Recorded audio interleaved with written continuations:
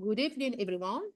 It's a truly great pleasure to be here today and to take part in this international webinar on brain disorders. Today, I am presenting on behalf of Neurosurgery Department of University Hospital Center of Blida. This work reflects a collective effort from our team. Our team is actively involved in the pediatric neurosurgery and also in neuroendoscopy.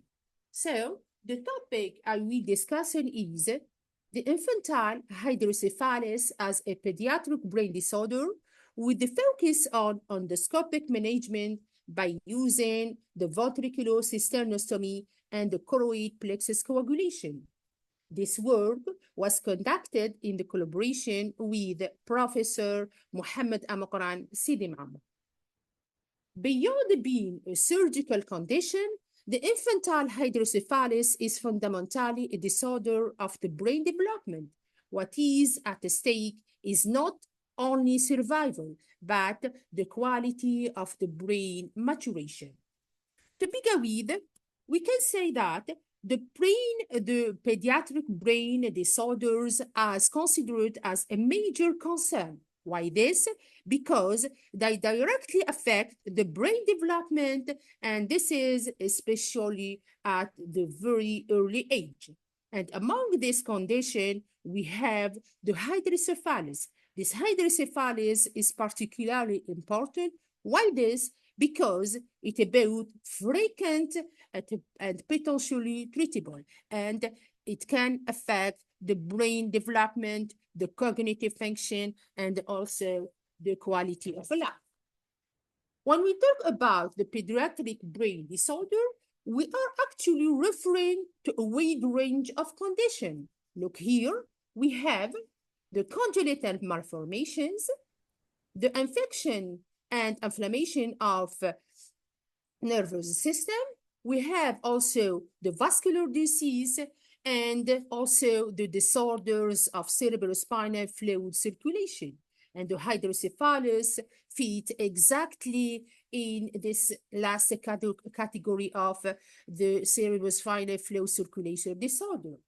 So, what is the hydrocephalus? Simply put, it's an abnormal accumulation of cerebrospinal fluid inside the brain ventricle. And this leads to the ventricular dilatation. And this consequently leads to the increased intracranial pressure. And when we don't treat this pathology, we will have progressively the brain damage. So we can say that this hydrocephalus should not be considered or should not be reduced to a problem of fluid accumulation. It is a dynamic process that reshapes the developing brain. Every delay in treatment is translated into irreversible impact on neuronal development. To begin with, it is very important to briefly recall to the physiological characteristic of cerebrospinal fluid. Look here, the hydrocephalic pressure of this fluid differ or vary according to the age. In the case of infant, it is generally between 5, 2, and 7 centimeters. And while in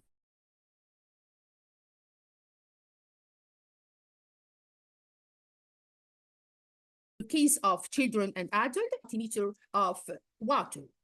So we have another important point of view, which is the pressure is not constant. The pressure is not constant here. It differ between whether a person is lying down or standing. But beyond the pressure, this cerebrospinal fluid plays several essential roles for the brain physiology. Firstly, it provides mechanical protection. It acts as a natural cushion, protecting the brain from strokes and the sudden movement. Second, it's contribute to the hormonal transfer, allowing various signaling molecule to circulate within the central nervous system. And thirdly, it has a very important role, a nutritional role, by participating in the exchange of the metabolite and nutrient, which are very necessary for the neural function. And finally, the cerebrospinal flow plays a crucial role in the maintaining the chemical stability of the brain environment.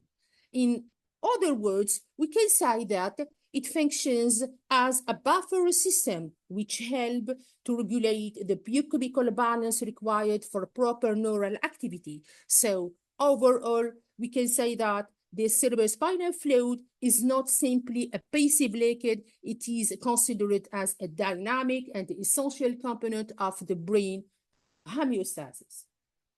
We pose question why this hydrocephalus is considered as a brain disorder.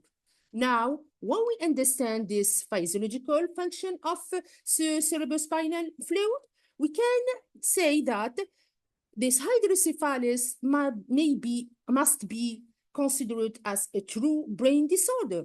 It is not only an accumulation of cerebrospinal fluid, it is because its consequence extend directly to the structure and the development of the brain. First, look here, the dilatation or the progressive enlargement of the ventricle leads to the compression of the brain tissue. This is firstly. So this mechanical compression can alter the normal neural connectivity. And here it can also alter the brain maturation, especially during the early life when the brain is still developing. This is firstly. Secondly, this hydrocephalus interferes with the normal neural development. The excessive expansion of this ventricular or dilatation, it can disturb the organization and the growth of the neural network. Over the time, this can result in structural and functional alteration of the developing brain. Clinically, this can give some changes. This changing may manifest as a cognitive and a motor deficit, which affect the child neurological life. And here we touch the neurological development of the brain and overall the quality of life of this child. So in reality, this hydrocephalus is not merely a disorder of the fluid dynamics, but it is a condition that directly impacts on the development of the brain. And in the future, we have the alteration of the function of this brain.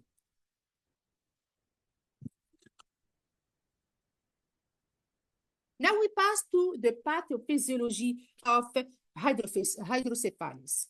From the physiological point of view, this hydrocephalus results from imbalance between the cerebrospinal production, we have here the overproduction, or we have a problem of circulation, or we have an impaired absorption.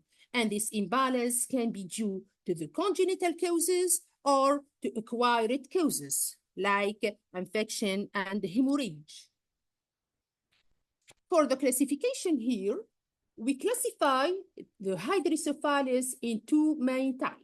We have the obstructive hydrocephalus when we have a blockage in cerebrospinal pathway, and also we have the second type, which is the communicated hydrocephalus, where the absorption of the fluid is impaired.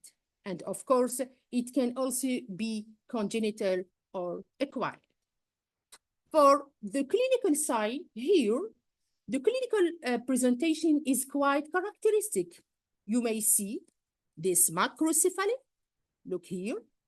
This is a macrocephaly, or a Belgian fontanelle, or the so-called sensate eyes. This is the sensate eyes. And often we will have the development delay.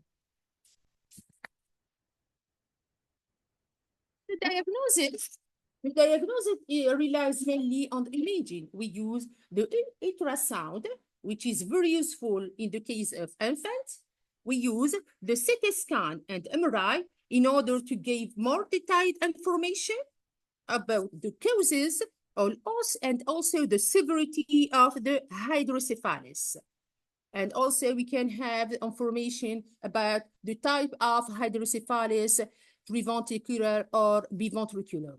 And we use the MRI in order to give information for the post-operative follow-up. Let's briefly review the main causes of this hydrocephalus. First, we have the malformative causes. We have dysraphism. Dysraphism is the neural tube defect. We have myelomeningocele and encephalocele. These two kinds of pathology represent about 10 to 15%. We have another frequent cause, which is the acadic sylvius stenosis. This kind of pathology represent for around 10% of our pathology, and it leads to obstruction of cerebrospinal fluid flow. We have other congenital causes, which include Arnold-Chiari malformation and also the arachnoid cyst. And finally, the infectious causes may occur during the intrauterine life or in the early infancy, like toxoplasmosis or postmeningitic scar arachnoiditis. This kind of infection occurs in about 1/3 of infants' meningitis cases. And also, the cerebral thrombophlebitis may also contribute to the emergence of this kind of pathology. Now we pass to the classical treatment. Traditionally, we use two kinds of shunting. We have this is the shunts. We have the ventriculo-peritoneal shunt, and we have the ventriculo-atrial shunt. This is a shunting between the ventricle and atrial cavity of our hearts. So here we have some problem. The shunts come with many complications. We have infections, obstruction, and above all this, the lifelong dependency. So for decades, we have been treating the hydrocephalus by diverting the problem rather than correcting its physiology. This shunting solves the pressure, but it does not restore the physiology. This is why the neuroendoscopy is considered as very important. It has become increasingly important. It offers more physiological solution and avoids implanting a permanent devices. A permanent device is the shunt, ventriculo-peritoneal shunts or ventriculo-atrial shunts. So we can say that this neuroendoscopy represents a paradigm shift from the substitution to the restoration of the problem. Now, let's talk about ventriculocysternostomy. In neurosurgery, we use the term of endoscopic third ventriculostomy. This technique creates a communication between the third ventricle and the basal cistern.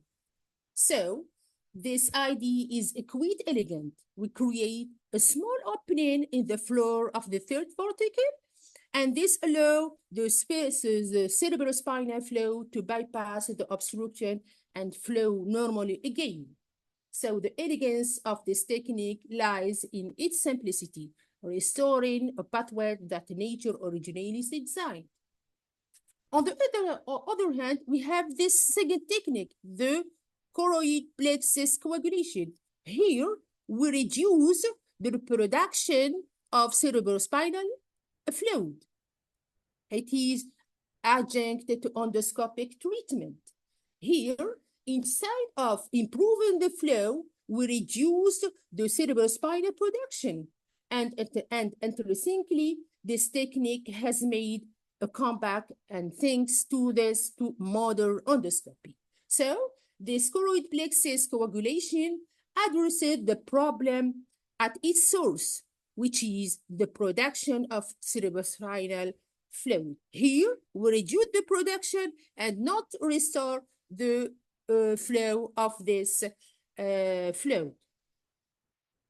When we combine both techniques, we act on the both sides of the problem. We improve the circulation and we reduce the production. And in this combination, this is why we say that this combination is particularly effective in the case of infant, and it improves our outcome. Now, after reviewing this general aspect of hydrocephalus, I would like to move to the practical part of our conference. And at this stage, it's my great pleasure to introduce to you the team behind this work. We have Professor Sidi Ammar, Professor Abu Yusuf, and the late Dr. Mahbat. Dr. Mahbat was deeply respected and beloved by all of Algerian neurosurgery. We remember him with great respect and with great gratitude for his dedication and contribution. And all this team remains an inspiration for all Algerian neurosurgery. As I said before, the endoscopic third ventricular sternostomy creates a stoma in the floor of the third ventricle, and this restores the cerebrospinal flow toward the basal sternum. Now let's talk about some steps.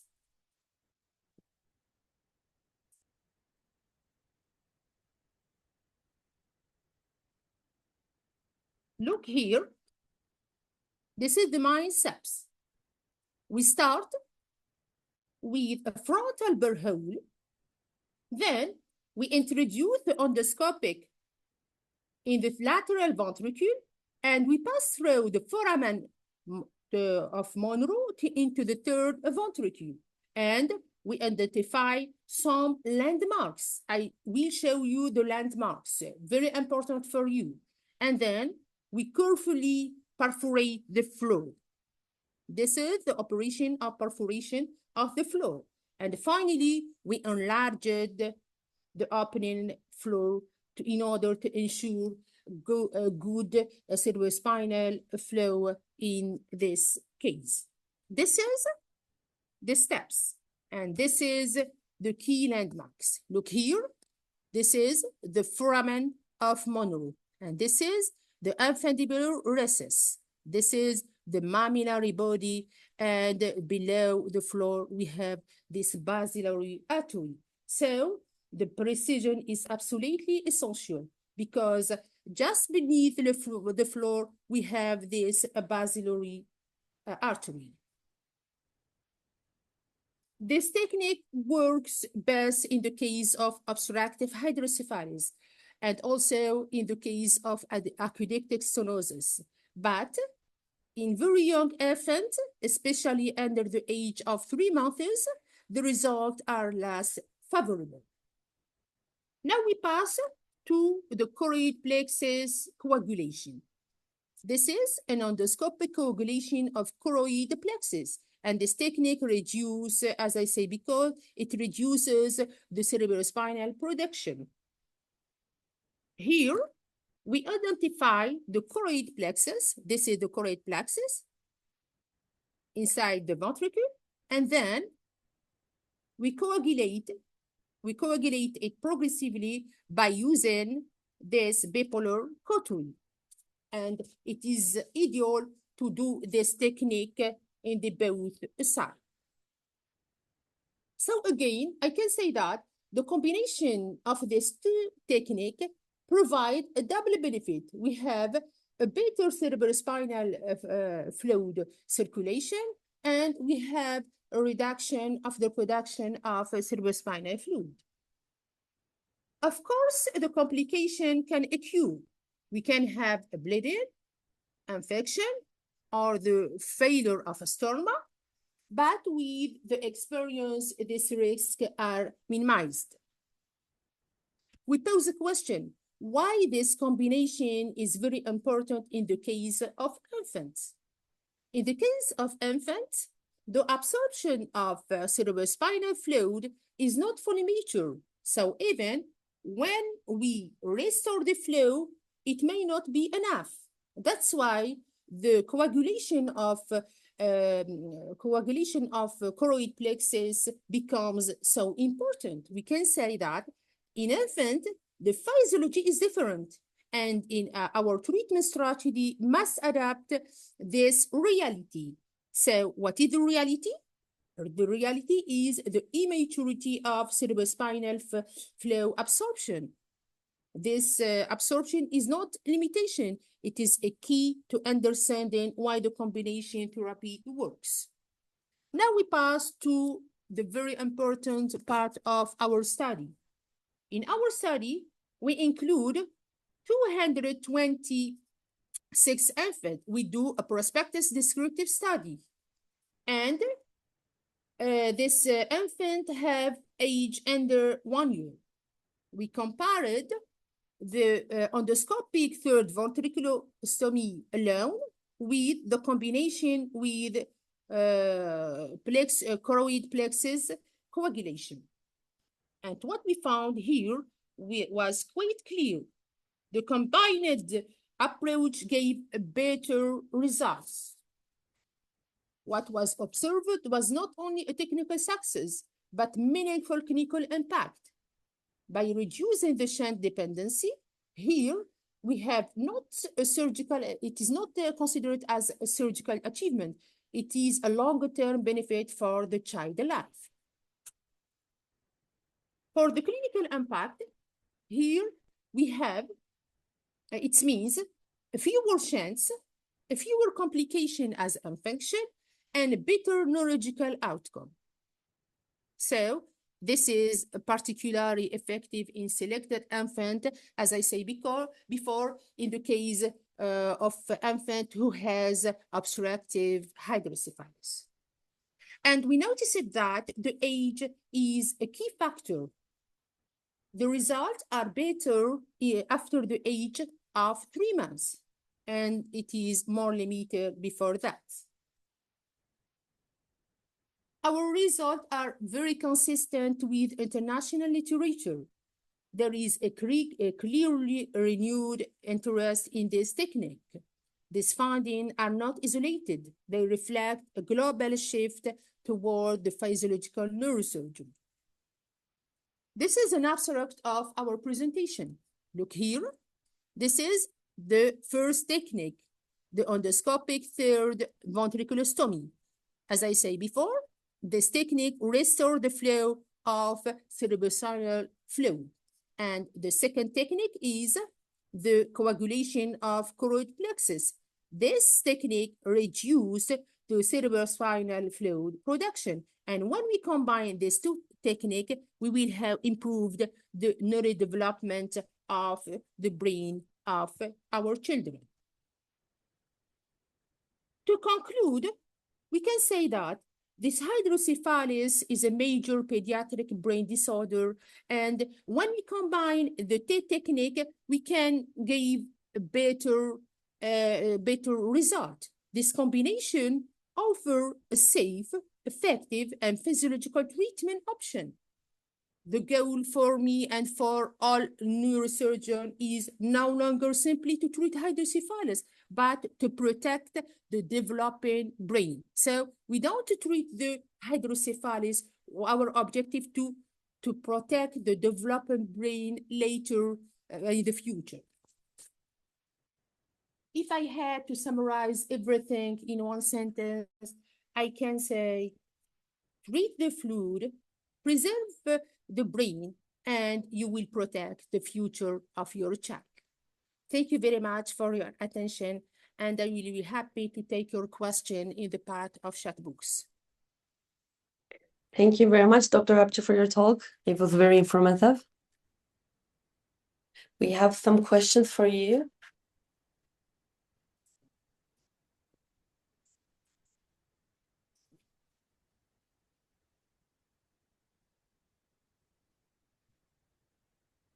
I'm just checking the questions. You can, anybody who has questions can write it in the chat box, please.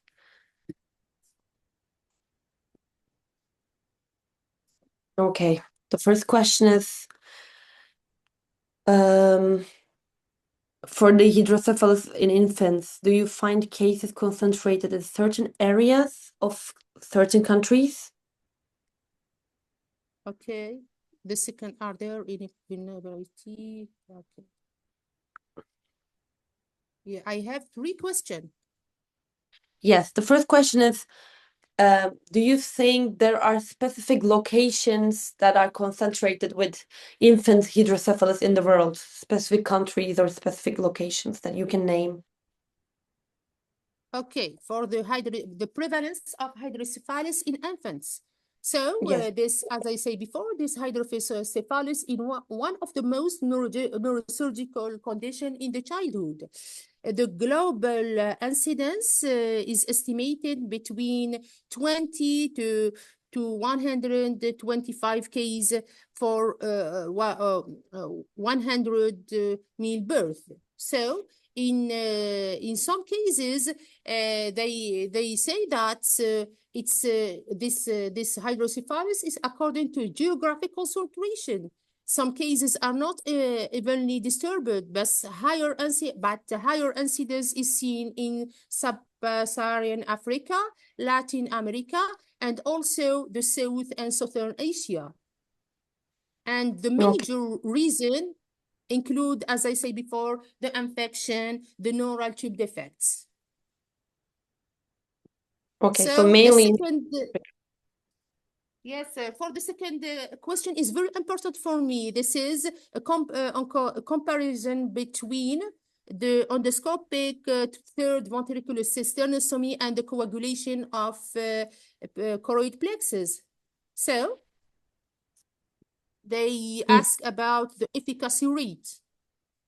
In the case of the endoscopic third ventricular stomy, here, the average success rate in infant is between 60 to 70%, depending on etiology. We have a best outcome in the case of myelomeningocele, which is related to this hydrocephalus, and also in the case of obstructive hydrocephalus. But we have some lower sexes which can occur in the case of post-hemorrhagic hydrocephalus and post-infectious hydrocephalus. When we combine the endoscopic third ventricular stomy with the choroid plexus coagulation, here we will have more sexes. We will have this improve the outcome. It is reported more than 80% success in some pediatric series, especially in the case of myelomeningocele. This is a very important question for the neurosurgeon because the use of this combination technique have some advantages. We avoid the chant dependency and also we avoid our longer term heart complication. So we try to avoid the traditional treatment by using the chanting, and we use the combination of these two techniques in order to improve the results. When we use the ATV alone, we have some results, some good results, but when we add the choroid plexus coagulation, we improve the rate of success. For the first question, the vulnerability in a post-operative care, they may affect the brain development. Yes, we have post-operative management here is very critical. We have infection. We have, as I say before, the failure of the procedure, especially when we do the early endoscopic third ventricular stomy before the age of 3 months.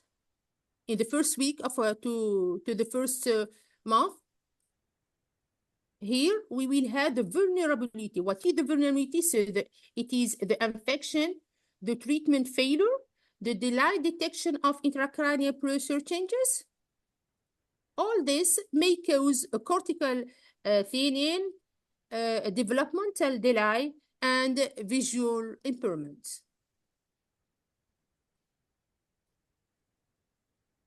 This is my answer. Thank you very much. We have one more question. In your study, did you observe any age-related differences in surgical Four process? questions. Can you hear me? You have 4 questions. Yes. Can you hear me? Yes. Okay. In your study, did you observe any age-related differences in surgical success rates, particularly between neonates and older infants with hydrocephalus? Okay. So in your study, what were the key clinical or radiological criteria to select the patient for the endoscopy procedure? So the selection of our patient for the endoscopy procedure was primarily based on the clinical presentation and the neuroimaging finding, as I say, by using the ultrasound, the MRI, and also the CT scan. So clinically, the candidate presented with a sign of increased intracranial pressure. This is the first critical clinical sign, which include, we have other signs, clinical signs as macrocephaly, bulging fontanelle, vomiting, irritability, and the development delay. This is clinically. Radiologically, as I say, we use the MRI and CT scan. These 2 kinds of exploration are very essential to identify the type of hydrocephalus. And the endoscopic technique was mainly indicated in the case of obstructive hydrocephalus, particularly in the case of aqueductal stenosis, and also when we have a tactile tumor and when we have a fourth ventricular outlet obstruction. This is for the first question. Second question, based on your finding, how does the longer-term neurological and cognitive outcome of a patient treated with endoscopic approach compare with those managing through the conventional shunt-dependent treatment? Okay.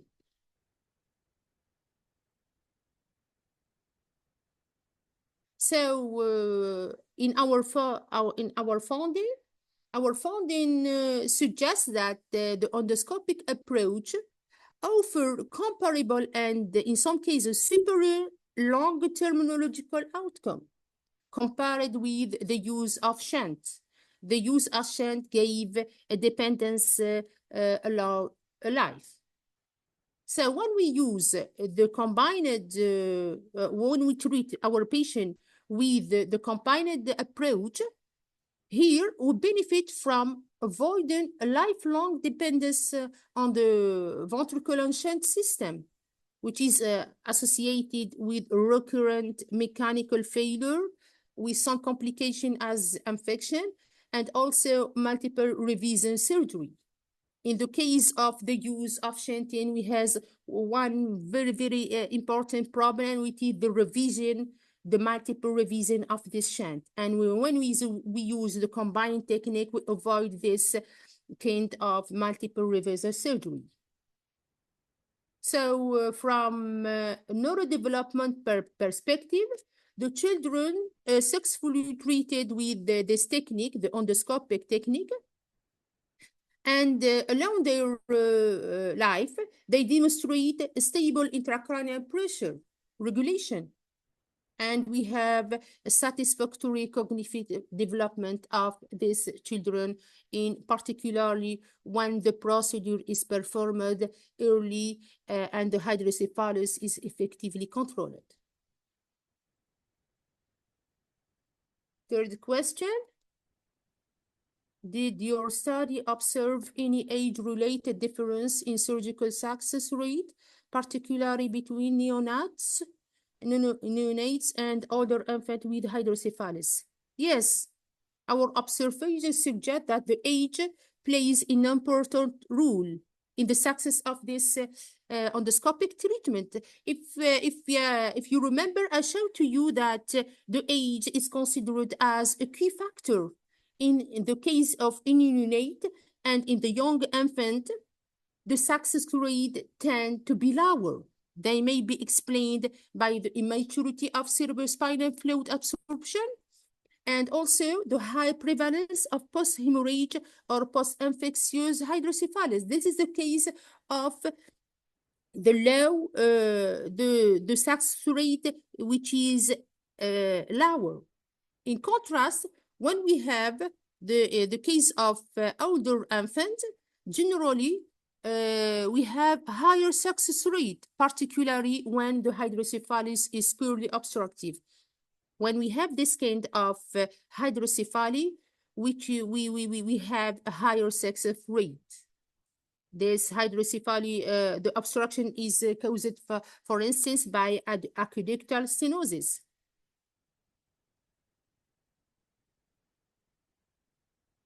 So our results show that the age at surgery and the etiology are the two most important predictor of the success of this technique.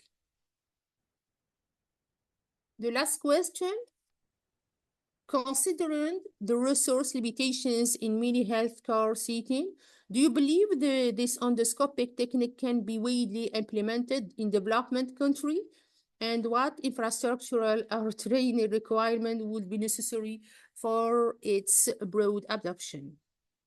Yes, I believe that this technique has significant potential for implementation in developing countries, especially because it may, because why this? Because it may reduce the long-term dependence on shunt system, and we avoid the problem of the multiple revision surgery. So when we repeat revision, and when we have, we will have some complication as infection. But the broader adoption requires several key elements. First, we will have adequate neurosurgical infrastructure, which include the endoscopic equipment, which is very, very important. We have neuroendoscopic equipment, we have imaging, we will must a good imaging such as CT scan or MRI with appropriate operating room condition. Also, we must have a specialized training program for this technique for the neurosurgeon, especially in endoscopic technique. So we must do a training in this field of endoscopic technique. And also, finally, the structured post-operative follow-up system is very important because it allows early detection of the treatment failure or complication, especially the infection. This is my answer for this last question. Thank you very much, Dr. Navalapchi, for everything. I guess these are all questions. Any further questions? You can still write in the chat box. Now we will continue with my speech about NMR metabolomics.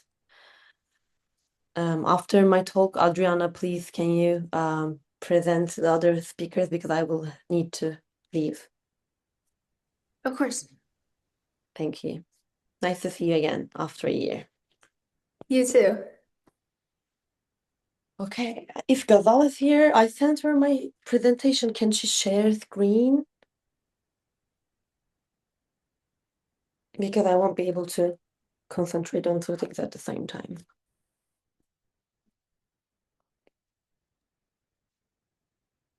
Yes, dear, in a moment. Yes, thank you, Gazal. Mm.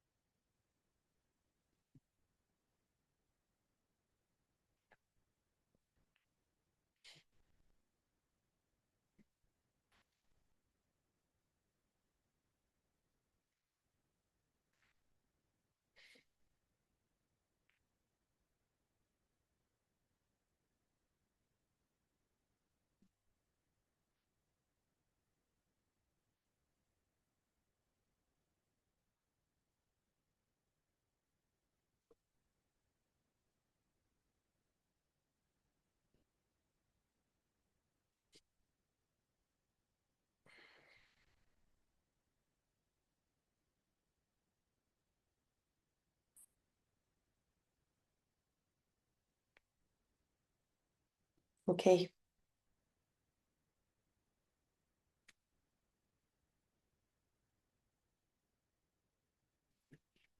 Thank you. Can you take it to the first? Yes. Biofluid metabolomics in CNS immune activity. What does CNS mean? For starters, it means central nervous system. So we will talk about immune activity in the brain and the spinal cord. This is my doctoral thesis, and I will briefly tell you about my research during my 6 years in doctoral work. You can pass. You can pass according to my talk, Gazal. So have a good day, everyone. Thanks for coming. And thanks for being here. Before I go into the results in my thesis, I'd like to briefly step back and explain the context of this work. When we think about neurological disorders, we usually focus on neurons, brain structure, or imaging findings. But behind these structural and functional changes, there is also a very dynamic biochemical environment. So it's not always MRI results, or it's not always the like visual changes in the brain. It's sometimes hidden behind the curtains with the biochemical dynamics.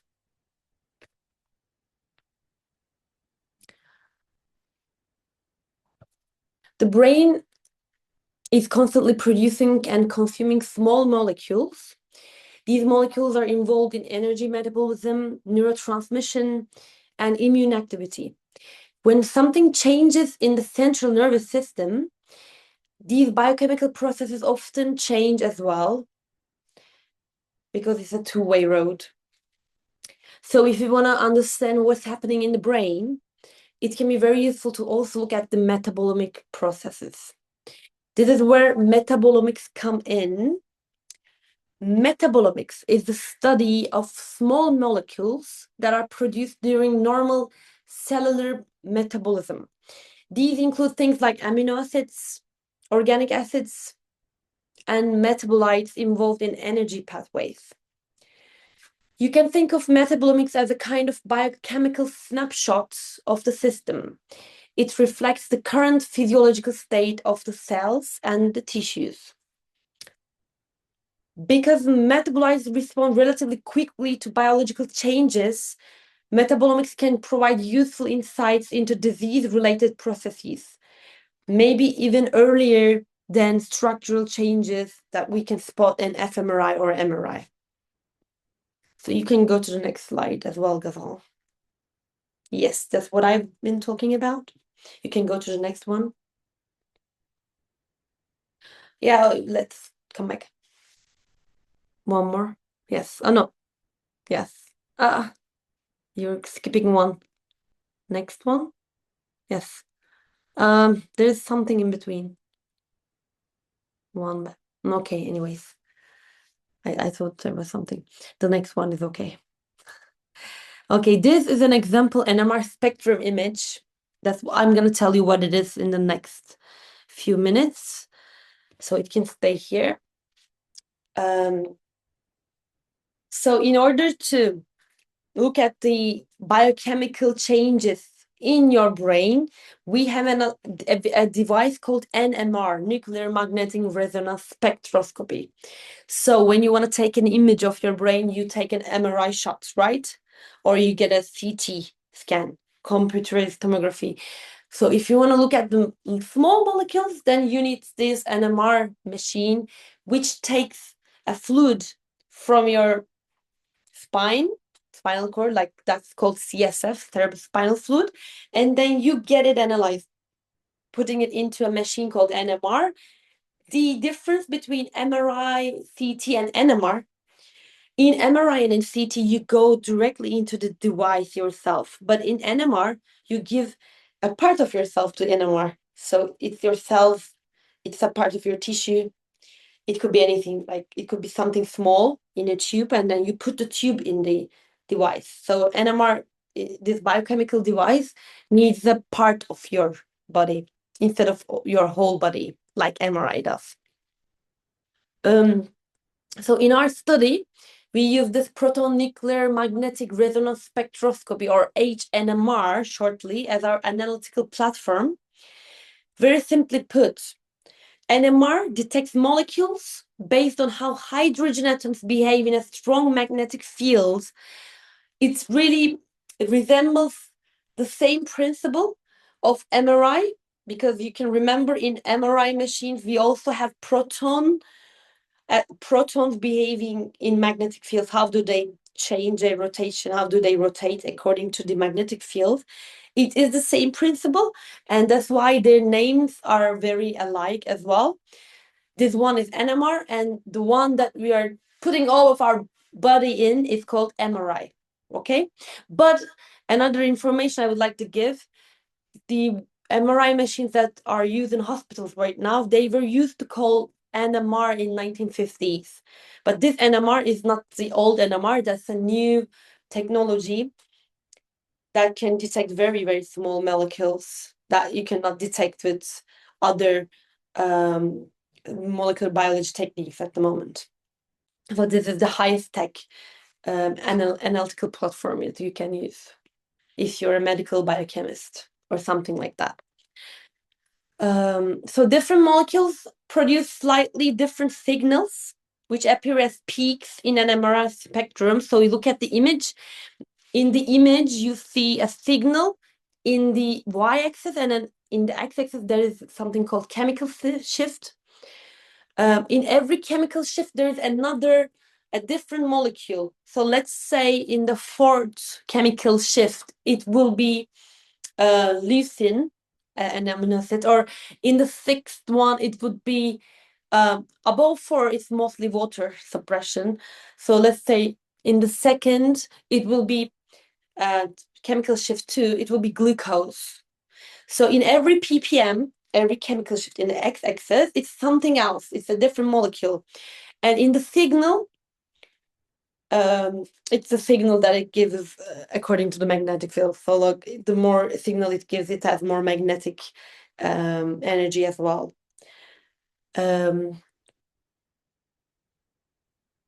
So we can see from this image there how a hydrogen atom behave in a strong magnetic field and its signal. And different molecules produce slightly different signals. And by analyzing these signals, we can identify patterns and quantify metabolites present in biological samples, which means now biochemists apply these techniques, and then they find this significant region, And then they name it. For example, they will say 2.3 and 2.5. This region, this spectra will be called glucose if it's in the blood serum. If it's in CSF, it's something else. It will be N-acetyl aspartate. So we identify these regions, and these regions are stable. So yes, they can deviate a little bit. There's always standard deviation in everything in real life, but it's not going to be a big deviation. So we are naming all those parts, and then the moment we see those peaks, we can name that metabolite in a patient sample. You can go to the next one. Okay.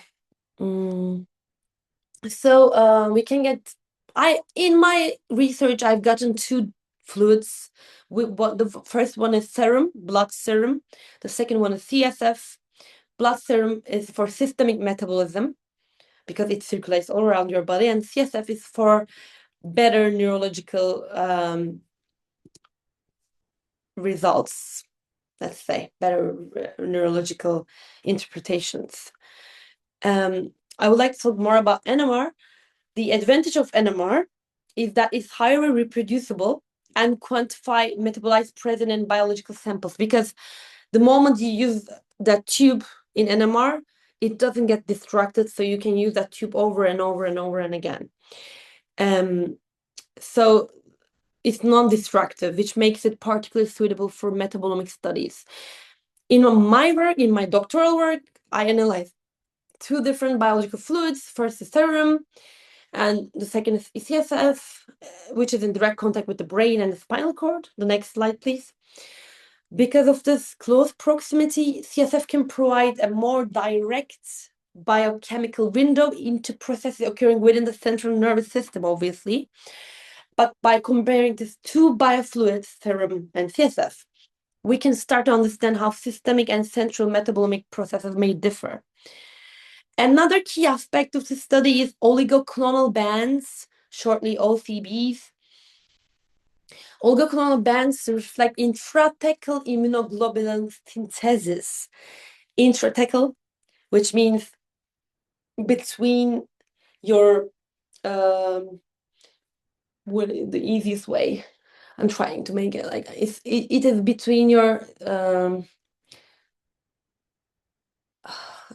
I'm short of the words right now. Just a moment. It's in that spinal gap. For example, when you get CSF from the spine, from your back, it's intrathecal. It is in between your spine and the vertebra. Let's say there is this fluid going through your vertebra and spines. That's in between those areas. Intra is in between, and thecal means layers. So in between the layers, let's say. The obvious translation would be like that. So it would be something like a fluid around the brain, a fluid around the spinal cord, I would say. So it's a little bit hard to translate etymologically. But just think of thecal as a sheet in between the layers, in between the sheets. Intra means in between, sheets is theca, in between this arachnoid membrane. Okay, I've given so much information about this already. So oligoclonal bands reflect intrathecal immunoglobulin synthesis, which means immune activity occurring within the central nervous system. So when you are looking at intrathecal synthesis, you are mostly looking at immunoglobulin synthesis.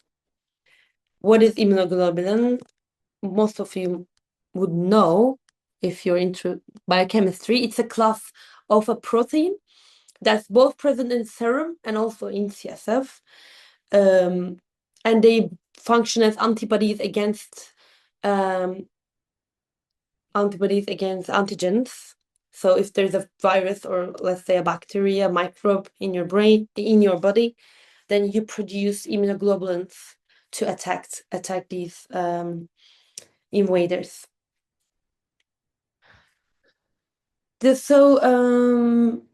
Going back to oligoclonal bands, different OCB patterns represent different immunological states. So this provides a useful biological framework for investigating whether metabolic profiles vary across different levels of CNS immune activity. And the answer is yes. Every case of a disease has different oligoclonal bands, mostly when it comes to immunoglobulin synthesis. So think of let's say NMO, MS, some cancers, some blood cancers, some protein production problems like overproduction in the body. There are so many actually thinking of it. Some I would put it, what else is there?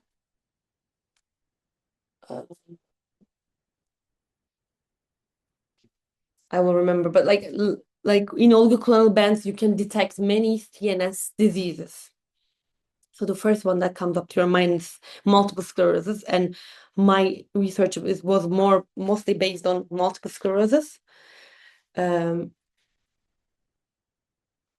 Also, like, oh yeah, I remember now. You can even detect AIDS, HIV-related diseases with the oligoclonal bands. So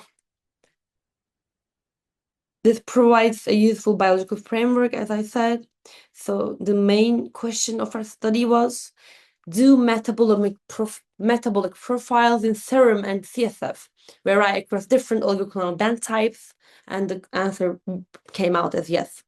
So to explore this question, we performed metabolomic profiling using HNMR spectroscopy. In total, we analyzed paired serum and CSF samples from 92 individuals. Gazal, can you go to the next slide, please? Thank you very much. So these are methods of my analysis or my research of nearly 4 years. Serum metabolites were quantified while CSF spectra were analyzed using a bucket-based spectral approach. Statistical comparisons were performed across OCB types 1 through 5. There are 5 types of OCB, the first one being healthy, second one being mostly MS, third one can be any intrathecal synthesis plus blood-brain barrier damage. So it could also be MS again and some other diseases. And so it goes 4 and 5. 5 is monoclonal gammopathy, or OCB5.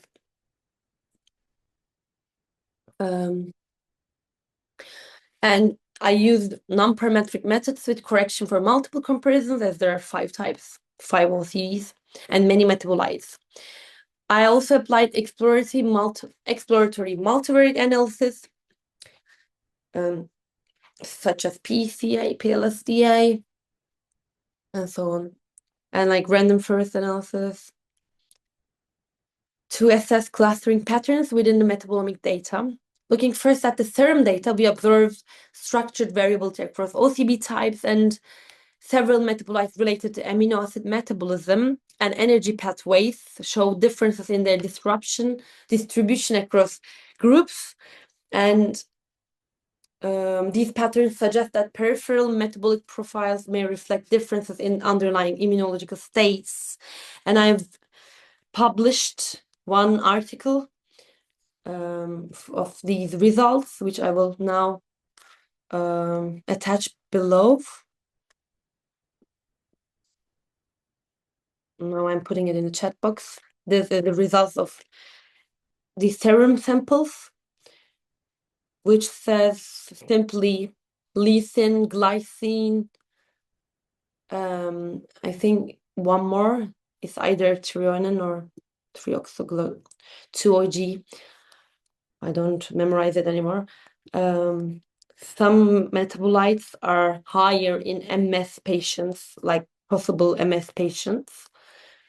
I'm just looking back at this article for you to summarize. Where is it? Let's see. Listen. Okay, listen. Okay, the most promising serum biomarker for this early intrathecal immune activity was listen. And some other ones were also significant, but not as much as strong and significant as leucine. So leucine was the main outcome. Anybody interested in biochemistry and serum metabolomics can look up into it. You can go to the next slide. This is what I've been talking about. You can go to the next slide again. Okay, and the CSF results, which is the next bit, which I haven't published yet. So remember the image that I showed? There was like 1 to 5, 6. So these are the spectral regions, these numbers you see, were the significant ones that I found between the types.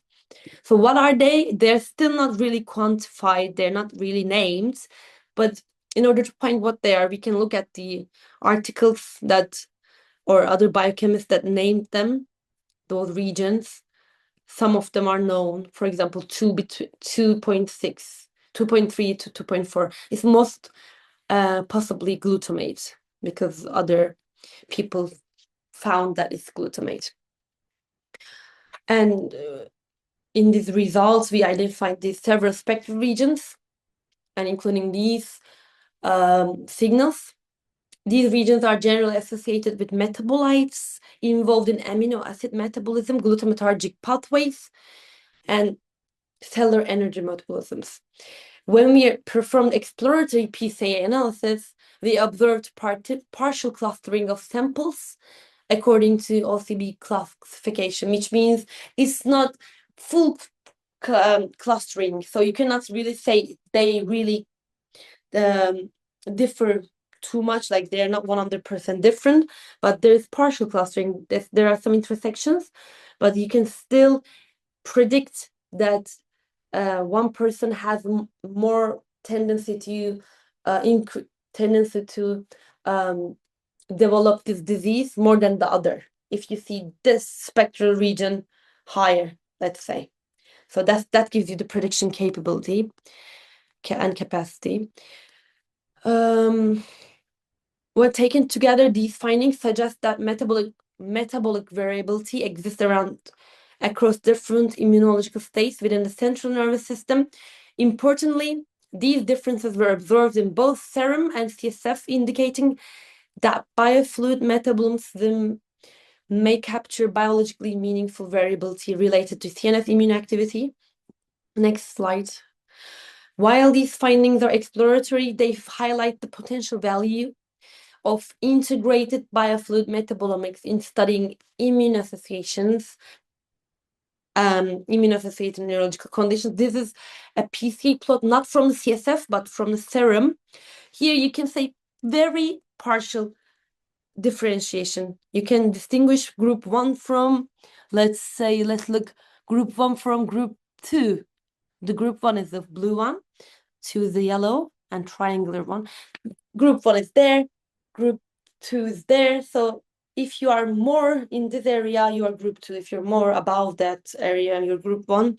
But you cannot 100% say you belong to group 1, because there is always intersection points.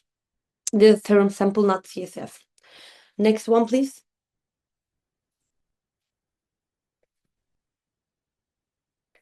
So the conclusion is serum and CSF metabolomics reveal metabolic variability associated with CNS immune stratification. Biofluid metabolomics may support biomarker discovery. We performed integrated serum and CSF metabolomic profiling using HNMR spectroscopy. Our results show that metabolomic patterns vary across different oligoclonal band types, suggesting an association between biofluid metabolic profiles and CNS immune stratification. further studies in larger and clinically diverse cohorts will be important to better understand the biological and translational significance of these observations. Next slide, Gazal, please.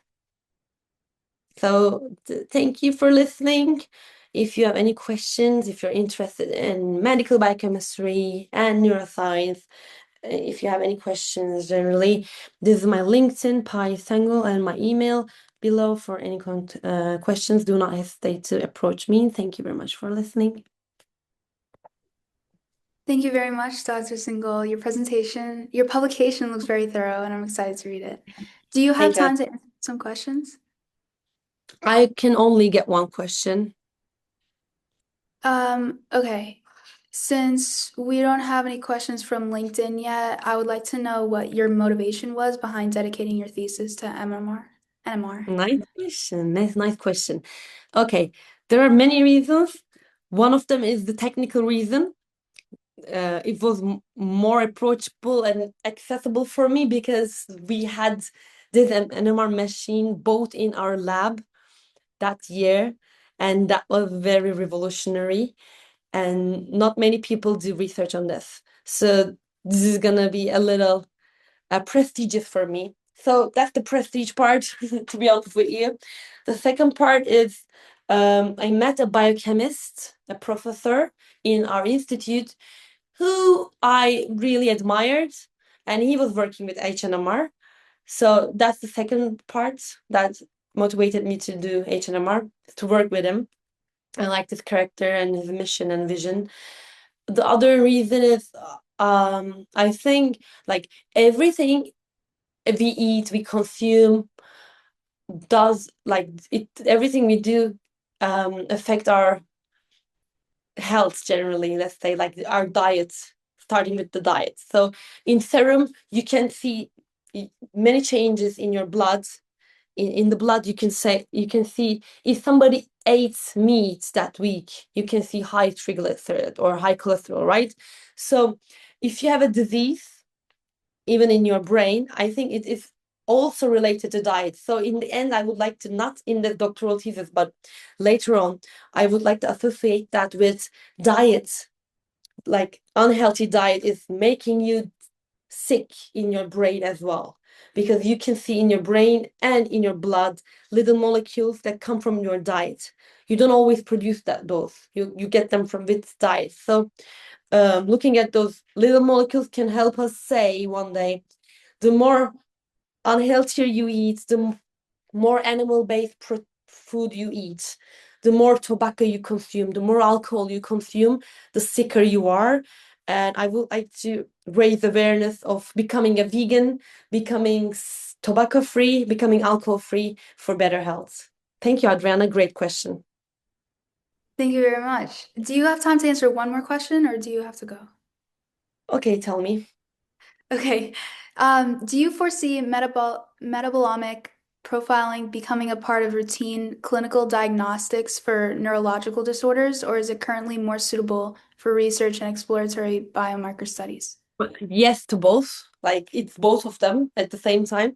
But I think it's gonna be more applicable in the coming 10 years, because if we prove that we can find and detect diseases with HNMR or NMR machines, institutes will get those more, buy those more, and use these more in comparison to probably even MRI machines. Like we won't need structure as much because molecules are more essential, right? They make up cells, they make up tissues, tissues make up organs, organs make up the system.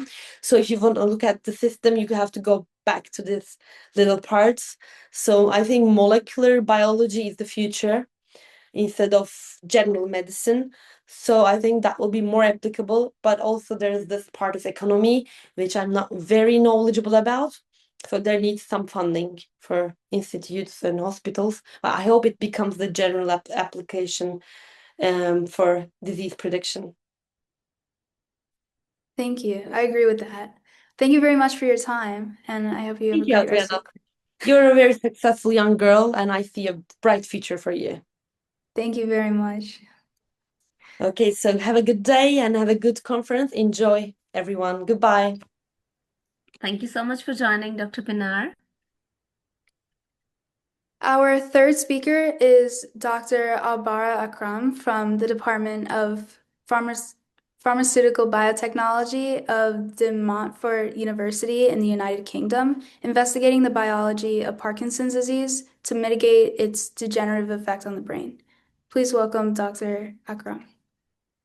Yeah, Miss Adriana, I think Dr. Albara Karam is still in the joining process as he had some problem in joining the meeting on Zoom. So he asked for the links again a while ago. So till the time we are having Dr. Albara Karam here in the meeting room, next is you. Next speaker is you. Are you, will you be ready to go next? Yes, I Will that be am. fine with you? Yeah, perfect. Then everyone, we are having Miss Adriana King as our third speaker for today, and we will have Dr. Albert Akram later as he'll be joining by then. Let's welcome Miss Adriana King and get ready to know and get insights about neurometabolic aging. Thank you. Can everybody hear me? I'm unmuted, right? Okay. Yeah, perfectly. Okay. So I am Adriana King. I'm a high school student and I'm interning at the Zuckerman Mind Brain Behavior Institute of Columbia University in New York. So I just wanted to explain my title first and foremost, Neurometabolic Trends of Aging in the Mouse Hippocampus using proton magnetic resonance spectroscopy. As Dr. Pinar previously discussed, neurometabolites are chemicals in the brain involved with brain function. I established a baseline of neurometabolic levels across the lifespan of the Black C57-6 mouse, specifically in the hippocampus using magnetic resonance spectroscopy. The significance of this research lies in what it means for the future of neurodegenerative treatment. It is hypothesized that all neurodegenerative diseases, from Alzheimer's to epilepsy to brain tumors, are all caused by the deviation of neurochemicals from their baseline levels. And by establishing a baseline, I have taken the first step to ultimately create treatments that can halt or reverse symptoms of neurodegenerative disorders and possibly aging itself, at least in the brain.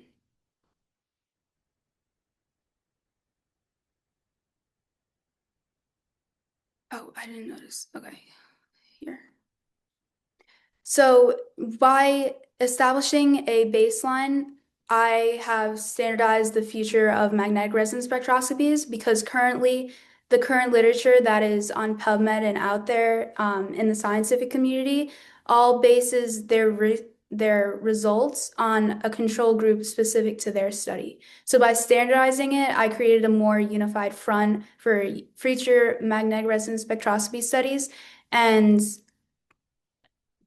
created the first step toward advancing MRS from strictly in the research field to clinical practice to possibly be a non-invasive early biomarker detection tool.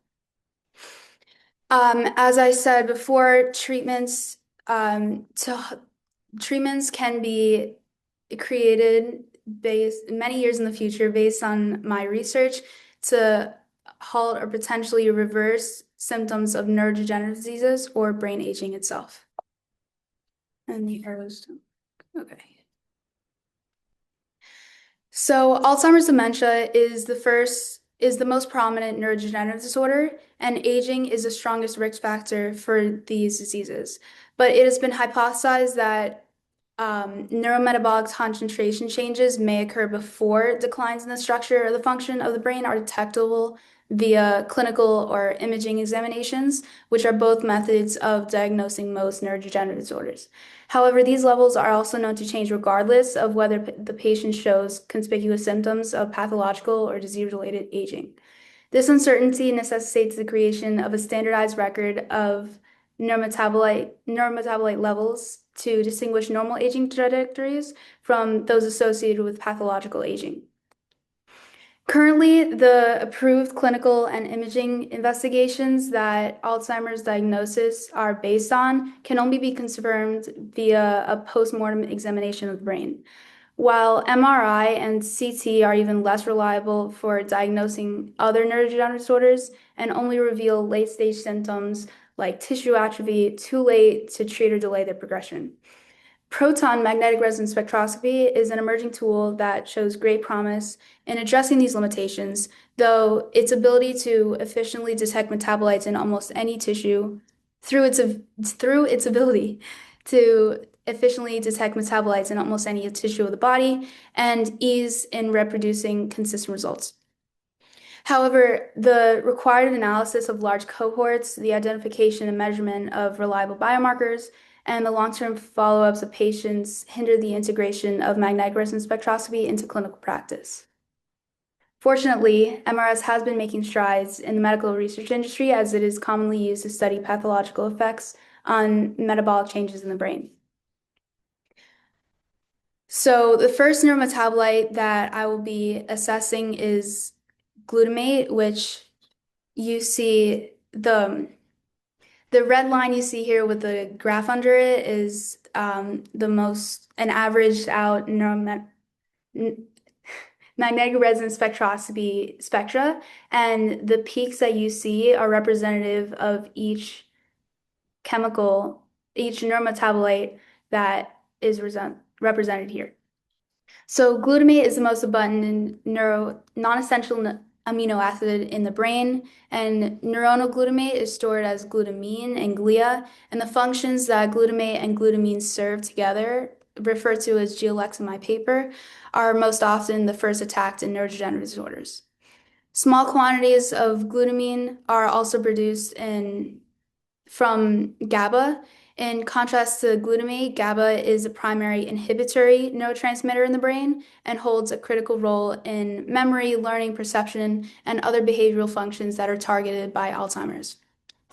Many studies have found that imbalances in the GABA-glutamate cycle are associated with neurological diseases, and Alzheimer's dementia is the most studied neurological disorder in relation to how imbalances between GABA and glutamate, or more broadly between inhibition and excitation, affect its pathology.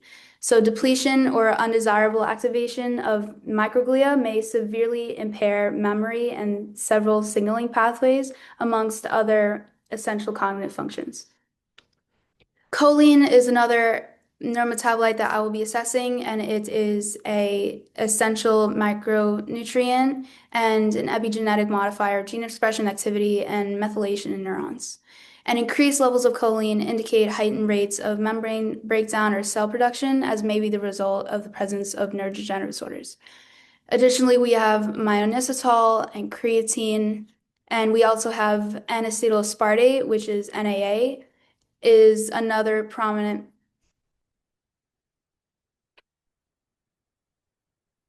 I'm sorry, the lights turn off very quickly in this room. It's another prominent metabolite in the nervous system and is widely regarded as one of the most reliable biomarkers for brain magnetic resonance spectroscopy studies because of the strength of the signal it emits in water-suppressed neuron MRS spectrograms.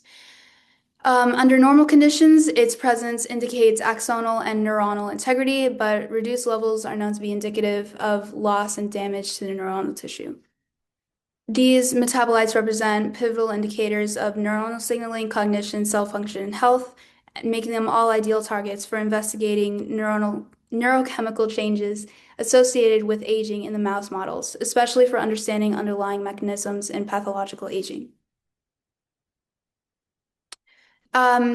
Before I get into the hypothesis, I want to address the motivation for this study. Contemporary literature has established that the aforementioned metabolites change with aging and Alzheimer's disease in both humans and animals.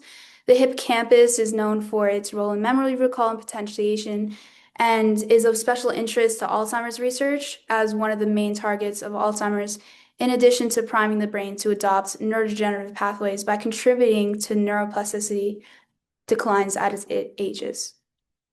A majority of publications, as I said, compare neurometabolite ratios in diseased and cognitively normal brains through their own control groups. And these studies base the degree of metabolic changes primarily on control glucose or the levels their test subjects started the study with, which does not invalidate the results, but presents an obstacle to standardizing the results across the animal model.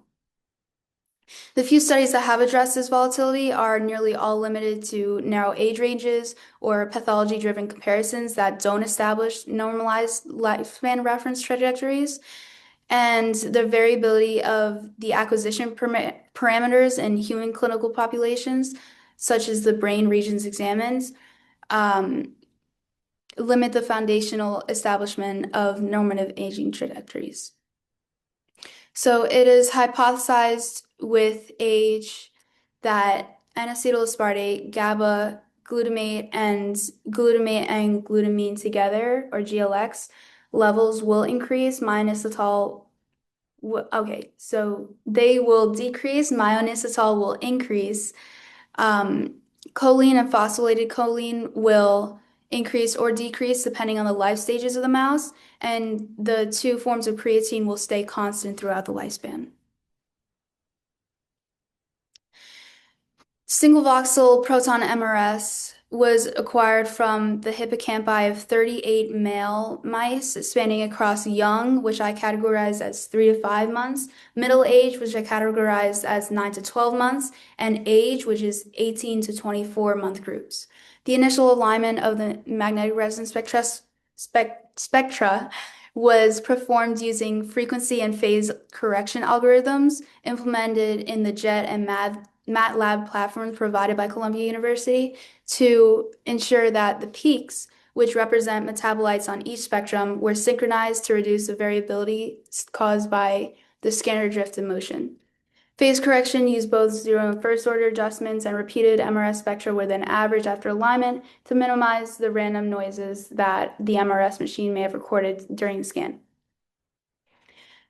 Okay, so that was box number 1. So box number 2, data processing, included doubling the number of data points to sharpen the resolution of the spectra, known as zero filling, and eddy current correction to make the extraction of metabolite frequencies more exact.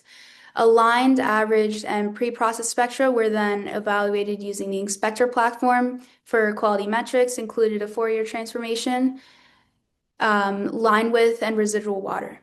Low-quality spectra with an SNR ratio below 10 and spectra that did not meet the predefined thresholds were excluded from the subsequent analysis. And using JET, metabolite ratios were derived from fitted peak integrals, and their frequencies were recorded on an Excel spreadsheet, which is down to number 5. So this was the pre-processing, numbers 2, 3, and 4. And the Excel spreadsheet, which the frequencies were then recorded on, was then used to perform statistical analysis via Python. So in a more simplified explanation of the methodology, since I wasn't allowed to touch the rats, or the mice, sorry, my mentor gave me the pre-processing or the signal to noise ratio graphs derived from box number 1. I have a MRI machine here because I wanted to create an analogy between magnetic resonance imaging and magnetic resonance spectroscopy. It's very similar, but it's with essentially the same machine, but instead of getting an image, you would get a spectra that kind of looks like a heart rate monitor, which is down here.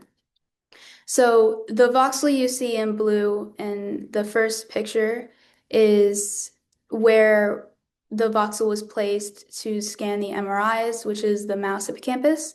And then what my mentor essentially did was she gave me a misarranged deck of cards, which could be represented through the signal to noise ratio. And she was like, arrange these cards and then sort them out. So that's exactly what I did with boxes 2 and 3. And then once I got to the sample spectrum, which was the heart rate monitor analogy I was making, I had to separate each peak, which is representative of a metabolite, via JET, and then I had to record the frequency of those peaks into the Excel spreadsheet. So that is what you see in the little image of the Excel spreadsheet. Then I had to used Python to perform Kruskal-Wallis H test with Bonferroni corrections and Duns-Posks tests. The results were as follows. The significant age-related differences were observed across several metabolite ratios, including glutamate normalized to creatine, glutamate normalized to N-acetylaspartate, and choline normalized to creatine. Each demonstrated group-level effects with age, as indicated by the Kruskal-Wallis test results. Duns-Posks test showed that older mice had a lower glutamate normalized to creatine and GLU/NAA ratios than younger and middle-aged groups, while choline to creatine displayed a slight increase with age. Linear regression analysis supported these findings, and which showed essentially the same thing, while glutamate normalized to creatine and N-acetylaspartate declined significantly with age. Choline to creatine showed no significant linear change with a p-value of 0.79. The correlation matrix, as seen in letter G, indicated a strong positive relationship between glutamate normalized to creatine and glutamate normalized to N-acetylaspartate with an R value of 0.91 and an inverse relationship between glutamate-based ratios and choline normalized to creatine. These patterns suggest a potential neurometabolic coupling between excitatory and membrane-related metabolites. The absence of strong linear choline variations suggests that shifts in choline-related processes may be more specific to brain regions than originally hypothesized. And combined with the strong positive correlation between glutamate-based ratios, these findings establish a baseline for neurometabolic patterns in the C57BL/6 cognitively normal mice, providing fundamental information for distinguishing the normative aging metabolic trends versus deviations that may be used as a biomarker for neurodegeneration. The results were strikingly similar with prior in vivo studies by Angeli et al., investigating the ability of neurometabolite ratios to change in cognitively normal human brains during early periods of aging. So what I have here in the figure is my current research had shared many parallels to human research, supporting the possibility for translational studies, from creating a baseline from my research to creating a baseline of C57 mice across their 24-month age range to across the 0 to 90 human age range. And as I said before in the significance, that baseline currently can consider those neurometabolites as the foundation to create more research investigating whether certain patterns in neurometabolite variations can be indicative as a very early biomarker, as in years before the neurodegenerative diseases actually arise, can be indicative of those neurodegenerative diseases. So from there, current research in the mice goes to the humans, which can create pharmaceuticals to halt or mitigate the symptoms of neurodegenerative diseases and possibly aging, at least in the brain.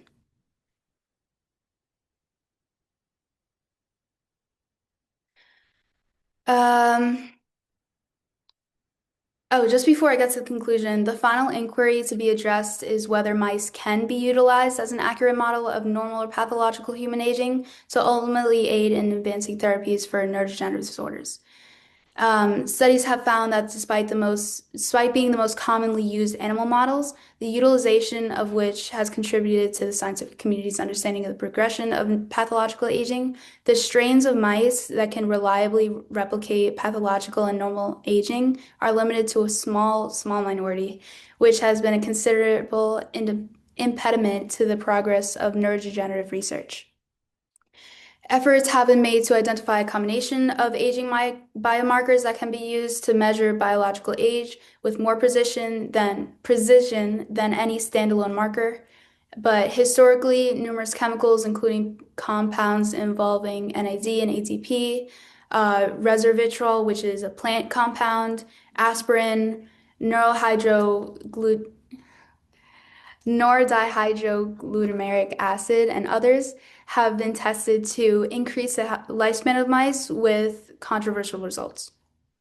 Most recently, publications recording the hallmark limitations of numerous different mouse models with both elongated and shortened lifespans include strong obstacles to finding a reliable model, such as genetic instability, mitochondrial dysfunction, and stem cell exhaustion.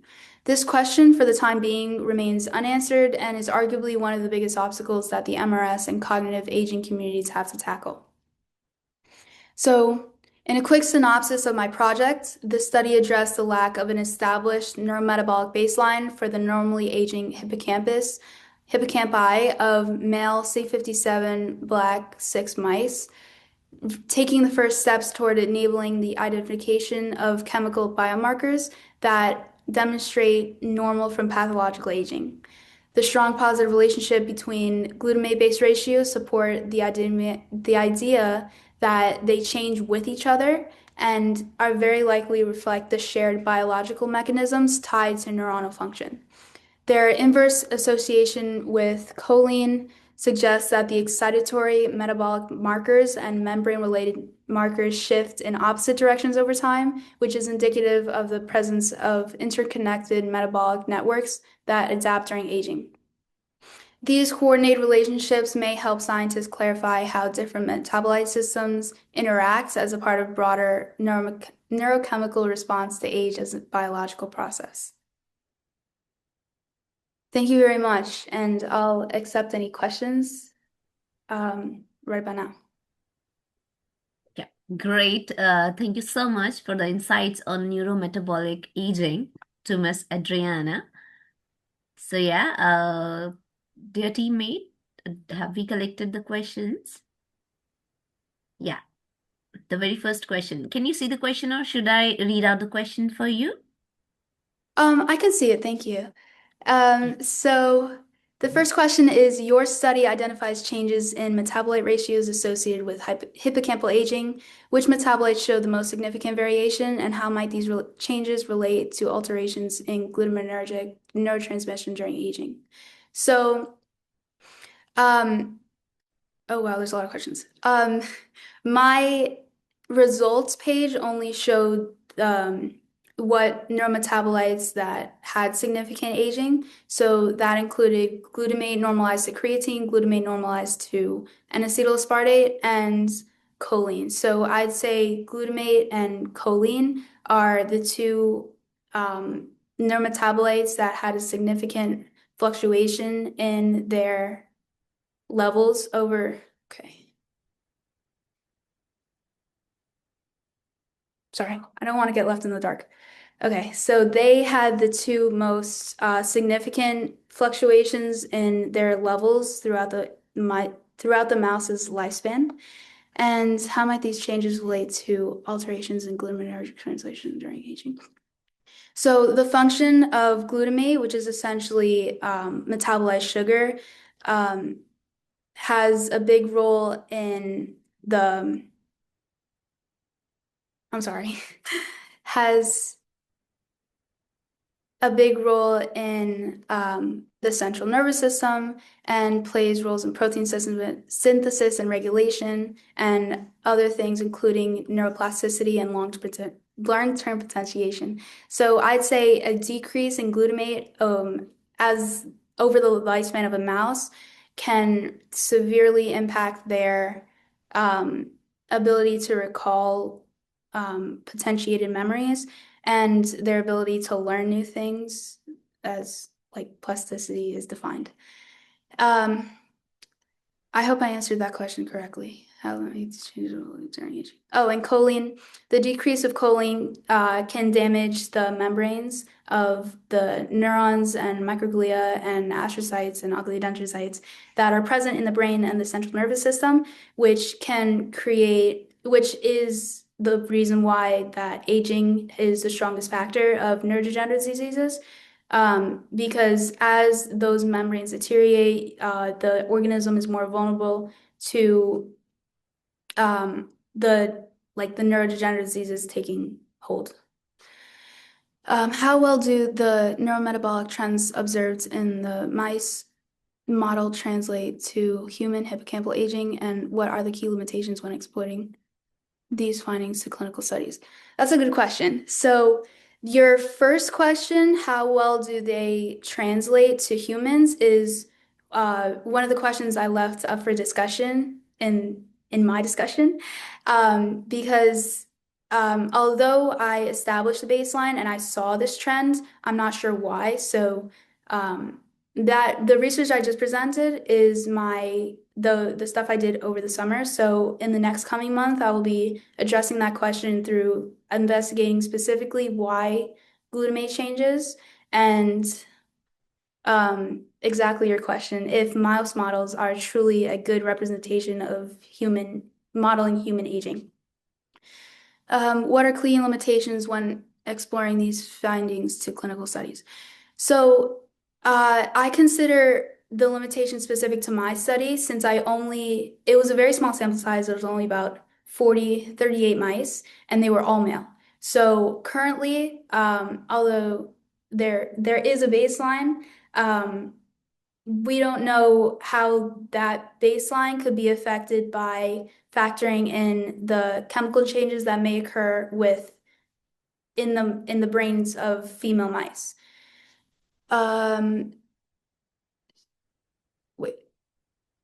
Key limitation. Okay. So other than the sample size and the inclusion of females, to clinical studies. Okay, so you first have to wait, what am I saying? I'm sorry. Actually, I don't have an answer for you right now. That's why I'm so nervous, but I will try to find an answer for that and put studies that I found on PubMed in the chat.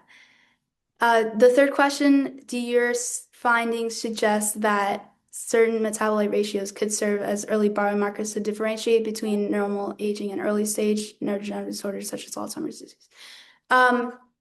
Yes, I cannot say for certain now because I only studied the cognitively normal mice, but I am assuming that since it is well hypothesized within the magnetic resonance spectroscopy community that neurodegenerative disorders are based, for lack of a better word, on the deviations in chemical ratios in the brain, that specifically glutamate and choline, since that's where I found significant changes in, would be a defining factor in the progression and the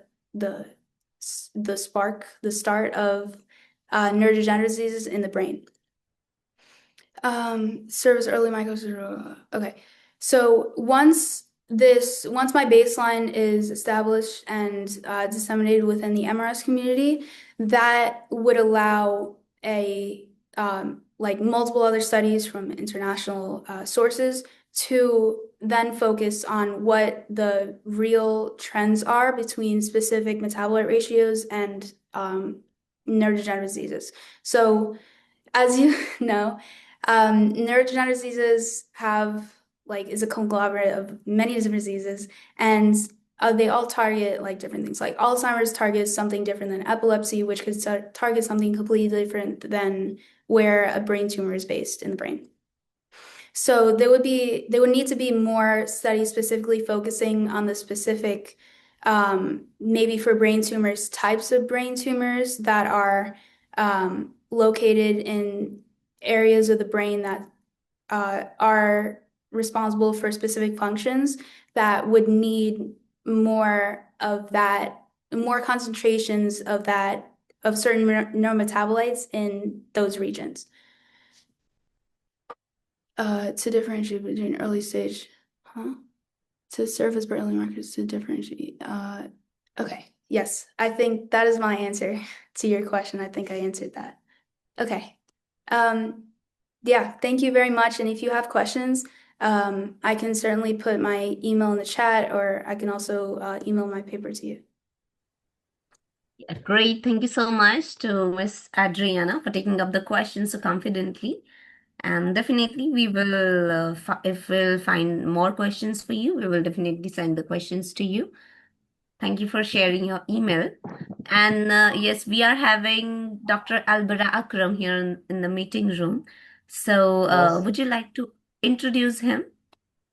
Yeah. Hello, doctor. Yes, of course. Hi, how are you? I'm good too. good. Thank you. Welcome to our conference. And again, Dr. Akram is from the Department of Pharmaceutical Biotechnology of De Montfort University in the United Kingdom, investigating the biology of Parkinson's disease to mitigate its degenerative effect on the brain. So please welcome Dr. Akram. Yes. Everything is okay. Can you check? Can you see the screen? Everything? Yes, you're good to start. Oh, okay, perfect. Thank you for introducing me, Adriana. It's my pleasure to start my talk, which is about biology of Parkinsonism to enhance lifespan of mitochondria in Parkinson's patients. So, firstly, before we start, I wanted to say that the precise Parkinson's disease pathophysiology is still being researched. The exact reason is not known yet, but there are many findings say there are many reasons for Parkinson's. For example, the aging is the first thing we know about Parkinson's disease, but there are many other reasons which are not related to the age. For example, using some medications, for example, trauma and genetic factors. And we will talk later about types of Parkinsonism, but the main representative of Parkinson's disease is HTRA2 gene, which is the mitochondrial precursor serine protease gene. And this helps to increase mitochondrial stress and increase the possibility of getting Parkinson's disease by activation of CHOP gene in response to nuclear stress. The definition of Parkinsonism is it is a neurological condition affect how muscle move and is identified by involuntary movements. And the other things like stiffness, bradykinesia, progressive postural instability, and also sometimes frequent falls. But tremors is the main symptom of Parkinson's. Types of Parkinson's disease are four main types. The first one is idiopathic, which is not known, but sometimes hereditary plays role in getting Parkinson's disease. Another one is secondary Parkinsonism, which comes from using some specific medications like anti-schizophrenia medications. The third one is Parkinson plus, which is additional symptoms, for example, getting a trauma on the head. Maybe when we remember Parkinsonism, we remember Muhammad Ali Clay, who was a boxer, and because of getting many hits on the head, this lead to Parkinsonism. Last and not least reason is the genetic reason. This is because of overactivation of HTRA2 gene, which increases mitochondrial stress. But for most individuals, the disease's origin is unknown. And the main core of the main hormone, which or neurotransmitter, we can say, it is dopamine action in corpus striatum basal ganglia. If there is any problems or any how can I say any changes in dopamine activation, it can lead to Parkinsonism. So dopamine can help in avoidance of Parkinsonism. But on the other side, acetylcholine overproduction or overactivity results in apparent signaling, and this increase muscular action and increase possibility of getting Parkinson's disease. So the pathophysiology, it is well recognized that basal ganglia crucial in regulation movement. So we find dopamine is inhibitory transmitter in basal ganglia, and on the other side, excitatory neurotransmitter is acetylcholine. So the higher acetylcholine in the body, the higher possibility of Parkinson's, and the higher dopamine in the body, the lower possibility of Parkinson's. So the clinical presentation, the main clinical presentation of Parkinson's is tremors. So there are different types of tremors of Parkinson's, not one type. There are resting tremor and postural tremor. Resting tremor, we find that it is start in the thumb, and at the same time, the frequency is not that much high. It is about from 4 to 6 hertz per second, and it affects the legs, lips, and tongue. Also, it is distinguished by bending and extension problems of finger and difficulty in the movement. The postural tremor, on the other side, occurs between 8 to 10 hertz, and it has faster pace, more subtle, and have finer amplitude. In brief, stress, worry, dementia, minor thinking, memory relapses, excessive sleeping, increased urination are the top priorities of motor and non-motor Parkinson's. The induced Parkinsonism by drugs which lead to Parkinsonism, as I mentioned, the mainly schizophrenia drugs. But there are many other drugs which can induce Parkinsonism and increase its possibility, like haloperidol, atypical neuroleptics, lithium, amiodarone, valproic acid, calcium channel blockers, especially flunarizine and cynarizine, dopamine antagonists, for example, which increase the acetylcholine in the body. There are different prognosis of Parkinsonism, and the stages of Parkinsonism increases. We have 5 degrees of Parkinsonism. The stage 1, it is well known it is one lateral, not bilateral. So it is in one side. You find tremor in one extremity, like the leg or hand. It is also characterized by mild calmness and movement. Sometimes you find slow facial expression movement and slow response. In the stage 2, it is bilateral. Bilateral Parkinsonism, you find tremors in both sides, and you find walking with imbalance. So you find also stiffness, and the muscles are not moving easily as the normal. Stage 3 is imbalanced stage. It is characterized by loss of balance, frequent falling, daily activities are very difficult, but in the first 3 stages, we find the patient still independent and doesn't need help. But in stage 4, we find movement is very limited and patient requires help because he cannot be dependent and he needs some assistive devices for balance and support, like canes, braces, wheelchair, walker, crutches.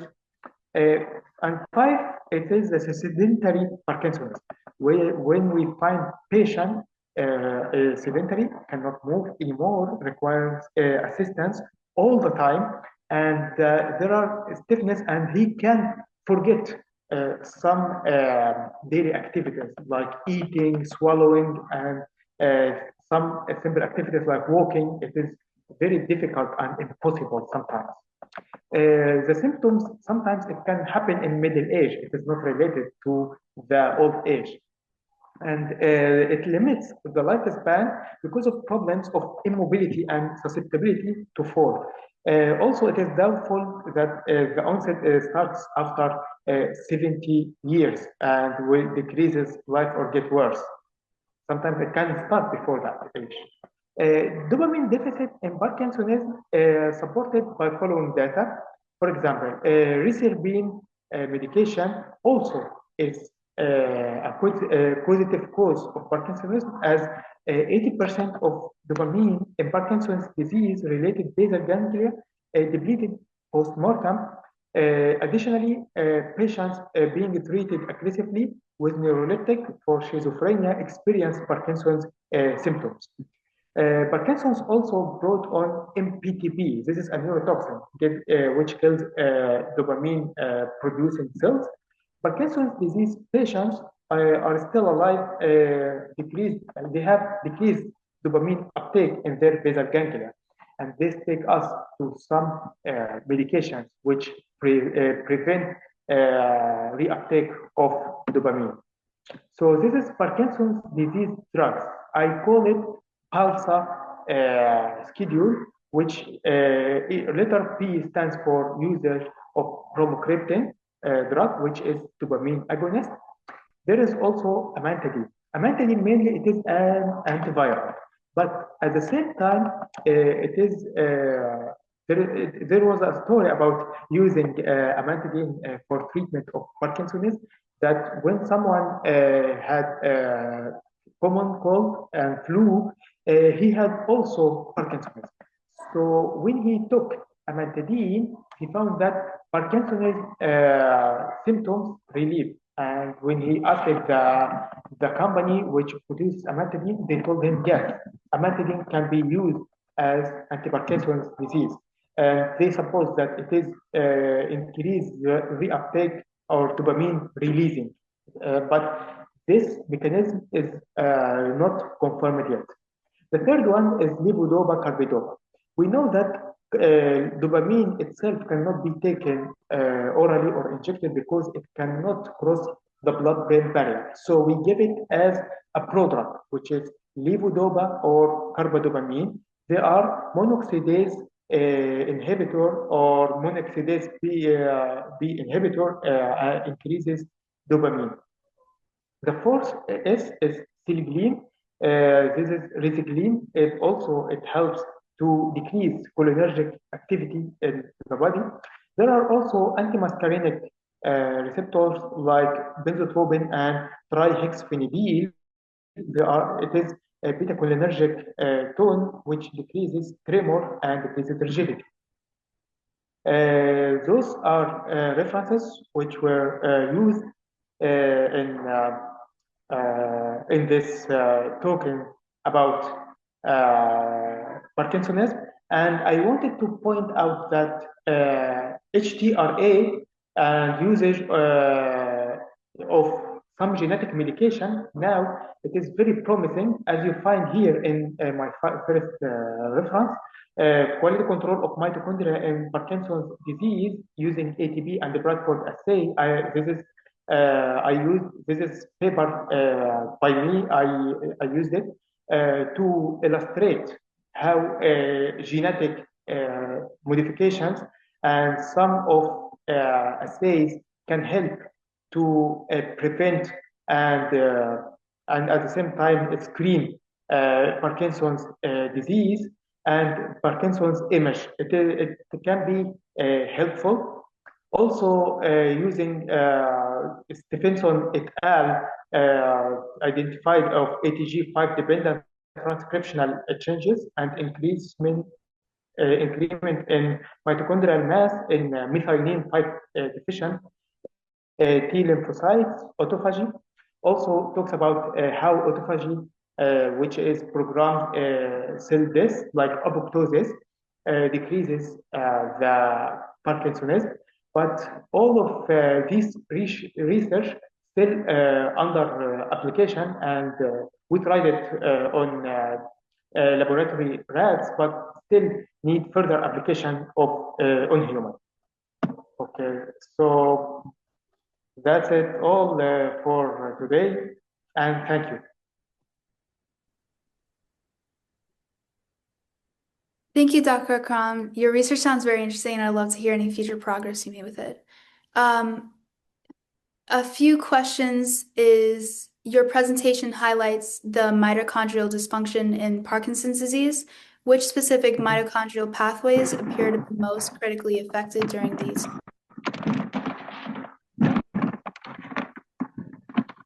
Sorry. No, you're completely fine. Would you like me to repeat the question? Yes, please. Your presentation highlights mitochondrial dysfunction in Parkinson's disease. Which specific mitochondrial pathways appear to be most critically affected during disease progression? Oh, yeah. There are many parts in mitochondria which can be affected, but on the same side, it happens in the cytosol part and the old part of which is the matrix of mitochondria. Another thing it happens in the part of in the brain in the basal ganglia also substantia nigra. This is also help in getting Parkinson's disease. You mentioned the role of the HTRA2 pathway in mitochondrial stress responses. Could you elaborate on how the modulation of this pathway might influence neuronal survival in Parkinson's patients? Oh, yeah. As we see here, give me 1 second.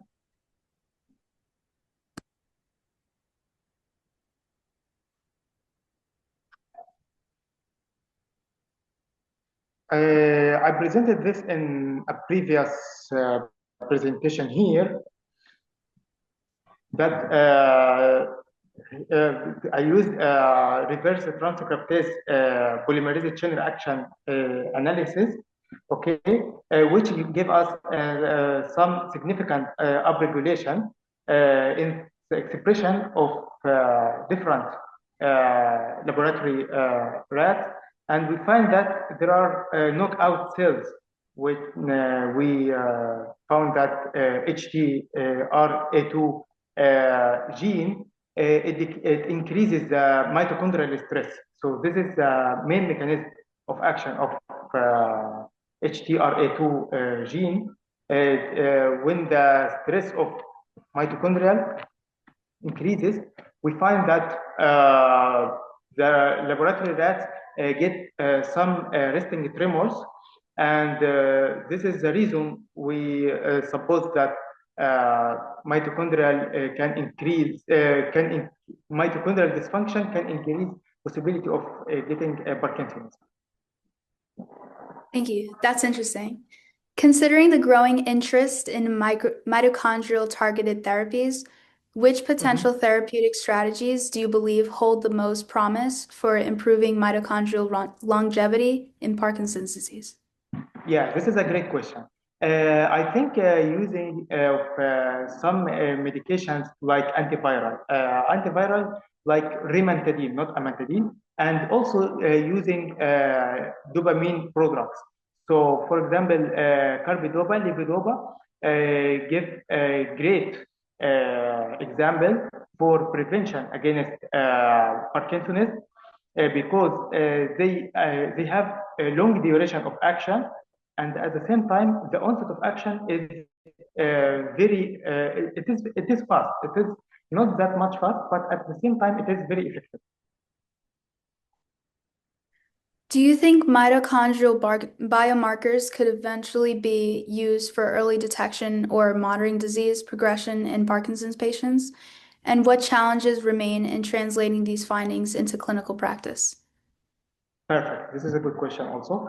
Yeah, I think we can use some genetic markers to check the possibility and prevent Parkinson's disease. And at the same time, there is also the technique of CRISPR or gene editing can also help in prevention of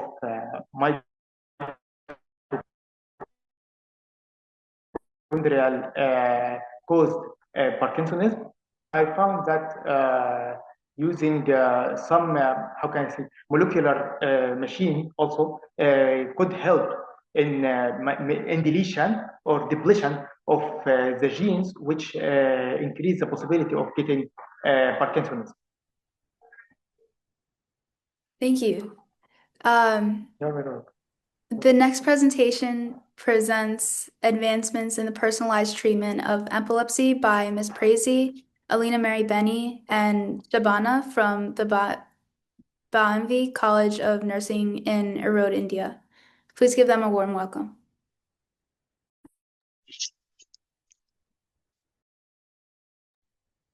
Yeah.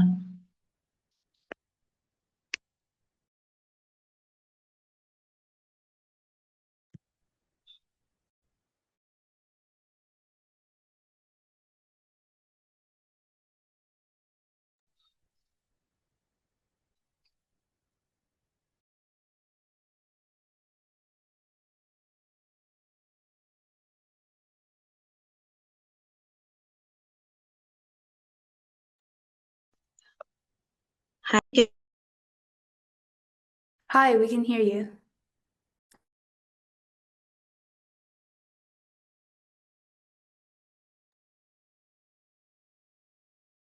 So myself, Prezi, assistant professor, and with me, Alina Mary Benny and Shabana will be presenting from Bhavani College of Nursing, India. So let's move on to the topic of novel treatment for epilepsy. So next, epilepsy is a chronic neurological disorder which is characterized by recurrent unprovoked seizure. So recent advances in neuroscience, molecular biology, and biomedical engineering have led to the development of novel treatment strategies for epilepsy. Next.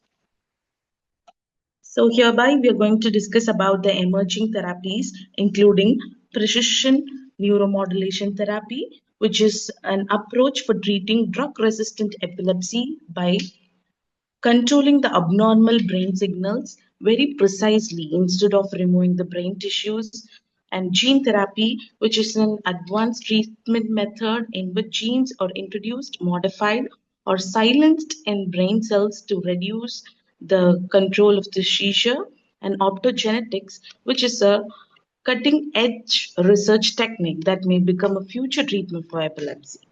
So next would be the neuromodulation technique, which uses the electrical stimulation to regulate the abnormal brain activity and reduce the seizure, and targeted molecular treatments in epilepsy, which refers to that cut off the specific molecules or genetic causes of seizure.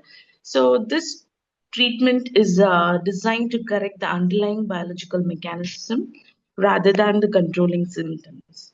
Next would be the stem cell therapy, which would be the experimental treatment being researched as a possible way to repair and rebalance brain circuits, which causes seizures, and microbiome-based therapies, which is an emerging research area for teaching epilepsy, and modifying the community of the microorganism which is living in the gut, especially in the gut. Next would be the personalized medicine approaches, where the therapy is tailored according to the individual patient based on their genetic profile and type of epilepsy, lifestyle response to the medicines. So these all therapies aims to provide more effective seizure control while minimizing side effects. Whereas epilepsy affects millions of people worldwide, while the current treatment like anti-epileptic drugs and surgery help many. So, which remains a significant need for more targeted, effective, and less invasive therapies. So first, let's move on to precision neuromodulation therapy. Can you please move on to the previous slide? Previous. Yeah. So precision neuromodulation therapy is an innovative approach combining advanced brain mapping, wearable technology, and personalized stimulation to control and prevent seizures with minimal side effects, whereas it offers improved seizure control, reduced adverse effects, and potential for long-term neural reorganization. Next, this precision neuromodulation therapy will be including of treatments like personalized brain mapping, implantable microstimulators, real-time wearable monitoring, closed-loop feedback system, and adaptive artificial intelligence learning. Let's move on to personalized brain mapping, which is a foundational component of precision neuromodulation therapy. Next slide, please. So using this high resolution of MRI and EEG combined with the artificial intelligence analytics, this precision neuromodulation therapy identifies the exact neural circuits that triggers the seizure in each patient. This creates a detailed and patient-specific seizure map. Next would be the implantable microstimulators, so which are miniaturized neuromodulation devices designed to deliver precise electrical stimulation directly to epileptogenic brain regions. So these are tiny biocompatible microstimulators which are implanted in strategic brain regions identified during mapping. These devices deliver precise electrical pulses to disrupt abnormal brain activity before seizure starts. Next would be the real-time wearable monitoring. The information obtained from these wearable monitor systems can be wirelessly transmitted to implantable microstimulators or external control units, so enabling the rapid activation or adjustment of neuromodulation therapy. So as we wear like our smartwatch, this is also like a smartwatch-like device that continuously monitors neural and physiological signals like EEG patterns, heart rate, and skin conductance. So the wearable detects subtle pre-seizure changes. Next would be the closed loop feedback system, which is an advanced therapeutic approach that continuously monitors brain activity and automatically delivers treatment when abnormal patterns are detected. So it is often called as a responsive neurostimulation system. When the wearable senses oncoming seizure activity, it communicates wirelessly with the implanted microstimulators, so which is triggering targeted stimulation to abort the seizure instantly. As we all are coming across the artificial intelligence, so adaptive AI learning for the novel treatment for epilepsy, which refers to an intelligent data-driven system that continuously analyzes and the patient's brain activity patterns. The system learns from ongoing patient data, optimizing stimulation patterns and improvising seizure control over time. Over to the session, Ms. Alina Mary Binny. So, now we will discuss about gene therapy for epilepsy. Gene therapy aims to correct or modulate the genetic abnormalities underlying some forms of epilepsy, which restores the balance between excitatory and inhibitory neural activity, enhance the production of inhibitory neurotransmitters like gamma aminobutyric acid, suppress seizure-generating circuits, or correct disease-causing genetic mutations, thereby providing long-term potentially disease-modifying control of seizures rather than merely managing symptoms. Using viral vectors, therapeutic genes can be delivered to brain cells to restore normal function or reduce excitability, potentially offering long-term seizure control or even a cure for genetically driven epilepsies. Next. As we coming to optogenetics, this method uses light-sensitive proteins introduced into specific neuron populations to control their activity with light pulses. In epilepsy, optogenetics can precisely inhibit seizure-causing neurons or networks, allowing extremely targeted seizure control with minimal impact on surrounding brain tissue. Next. Next slide. Okay. As we coming to neuroinflammation modulation, recent research suggests that inflammation in the brain can trigger or worsen seizures. Modulation in epilepsy refers to a therapeutic strategy aimed at regulating the brain's inflammatory response by targeting activated microglia, astrocytes, pro-inflammatory cytokines, and immune signaling pathways to reduce neuronal hyperexcitability, prevent seizure propagation, protect against neurodegeneration, and potentially interrupt the cycle in which recurrent seizures further amplify inflammation and epileptogenesis. New drugs and biologics that target inflammatory pathways or immune cells could reduce seizure frequency by calming neuroinflammation, representing a novel pharmacological approach. Next slide. As we coming to stem cell therapy, transplanting stem cells engineered to release inhibitory neurotransmitters or modulate abnormal circuits might repair to or rebalance epileptic brain regions, reducing seizures and improving brain function. Stem cell therapy for epilepsy represents a cutting-edge strategy that not only aims to replace lost or dysfunctional neurons, but also leverages the paracrine effects of transplanted cells to modulate the local microenvironment. It reduces neuroinflammation, enhances synaptic plasticity, restore inhibitory neurotransmission, and promote angiogenesis and tissue repair in epileptic foci, offering the potential for durable seizure control, neuroprotection, and improved neurological function, even in patients resistant to conventional anti-epileptic drugs. Next. Next, we will discuss about focused ultrasound neuromodulation. Focused ultrasound neuromodulation for epilepsy is a non-invasive technique that uses precisely targeted ultrasonic waves to modulate the activity of specific brain regions involved in seizure generation, either by inhibiting hyperexcitable neurons or enhancing inhibitory circuits, allowing real-time control of neural networks without surgery, reducing seizure frequency and potentially promoting long-term neuroplasticity and seizure suppression. Next. High-intensity focused ultrasound can non-inversely stimulate or disrupt brain regions involved in seizure. Unlike surgical resection, this technique is reversible and can be precisely directed, potentially reducing seizures without open brain surgery. Over the session to Ms. Shabana. Now we discussed about microbiome-based therapies. These therapies for epilepsy involve modulating the gut. Can you please move the previous slide? Okay, thank you.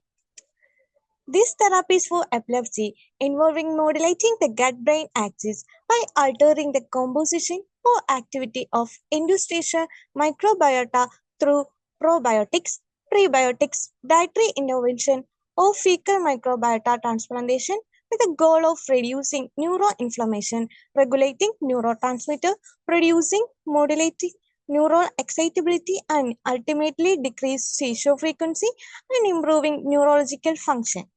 Emerging evidence link gut microbiota to brain function and seizure, probiotics, diet modification, or fecal microbiota transplantation might modify this axis, providing an adjunctive or novel route for seizure control. Next slide.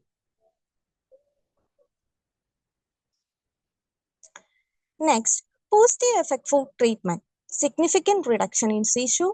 Many patients experience 50% or more reduction in seizure frequency. Some become seizure-free, especially after surgery or laser interstitial thermal therapy. Option for drug-resistant epilepsy, beneficial for patients who do not respond to 2 or more anti-epileptic drugs, provides alternative hope when medications fail. Improved quality of life, better concentration and memory due to fewer seizure, improved social function and employment opportunities, reduce fear of sudden seizure. Next slide. Lower risk of injury. Few seizure mean fewer fall, burn, and accidents. Reduce risk of status epilepticus. Mood and cognitive benefits. Vagus nerve stimulation may improve depression symptoms. Some patients report better alertness and sleep. Targeted and personalized treatment. Responsive neurostimulation gives stimulation only when abnormal brain activity is detected. Deep brain stimulation targets specific brain area. Laser interstitial thermal therapy is minimally invasive with faster recovery. Reduce long-term medication side effects. Lower dose of anti-epileptic drug may reduce liver toxicity and sedation. Next slide. Move to negative effect of treatment. Surgical and procedure risk such as infection, bleeding, brain swelling, headache, and anesthesia complication. Device-related complications such as hardware malfunction, lead displacement, need for battery replacement surgeries, and visible scars.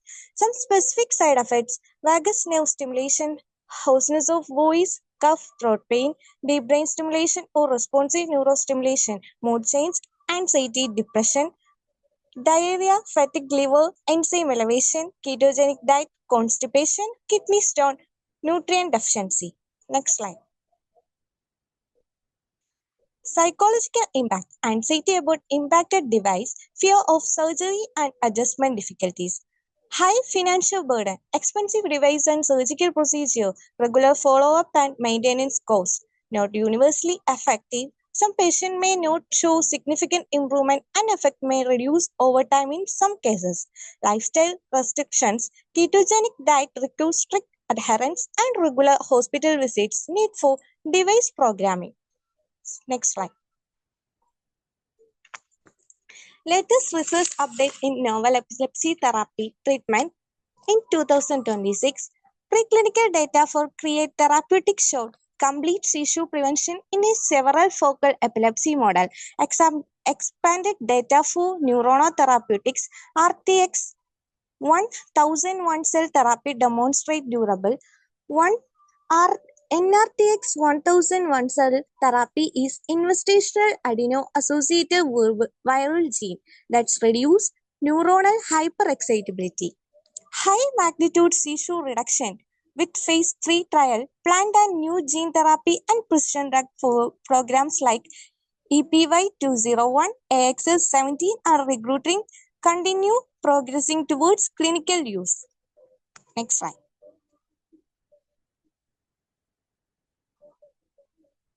For the conclusion, the future of epilepsy treatment is shifting towards highly personalized mechanism-based therapies that go beyond simply controlling seizures. Novel approaches like precision neuromodulation therapy, gene therapy, optogenetics, neuromodulation technique, targeted molecular treatment, stem cell therapy, microbiome-based therapy, and personalized medicine approaches promise to address the underlying causes of epilepsy with greater precision and fewer side effects than traditional treatments.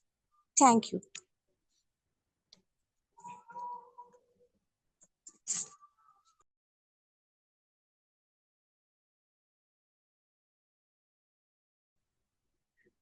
Thank you all very much, Praise, Alina, and Shavana, doctors. Your presentation was so informative. Some questions you have is that number one, your presentation highlighted several emerging treatment approaches such as precision neuromodulation, gene therapy, and optogenetics.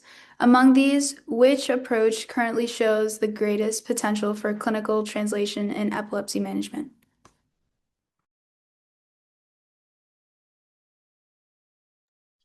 Yeah.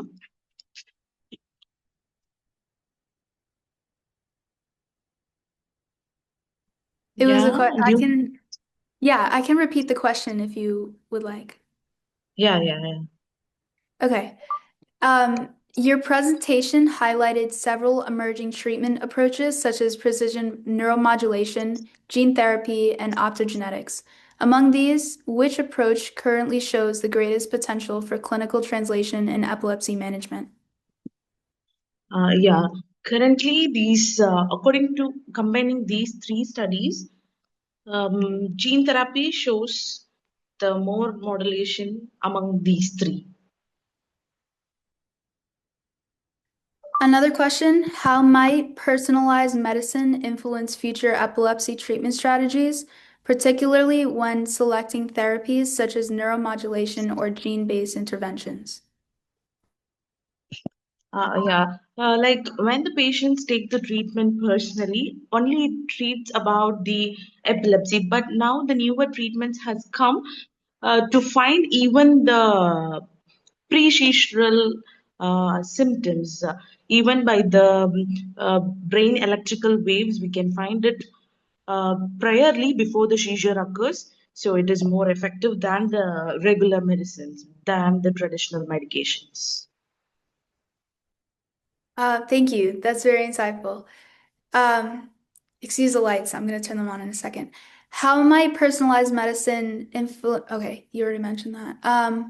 You mentioned microbiome-based interventions as a potential therapeutic direction.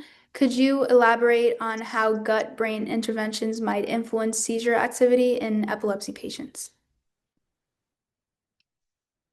Yeah.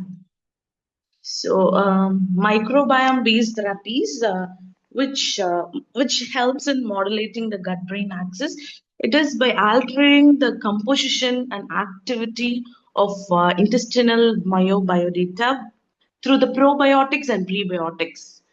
So these transplantation, which helps in reducing the neuroinflammation, regulating the neurotransmitter production, so which helps in improving the neurological functions.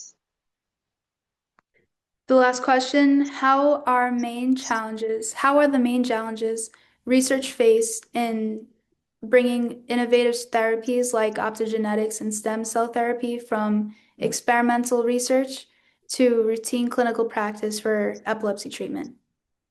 Can you repeat that question again? Yes. What are the main challenges researchers face in bringing innovative therapies like optogenetics and stem cell therapy from experimental research into routine clinical practice for epilepsy treatment? Yeah. So that was a nice question, by the way.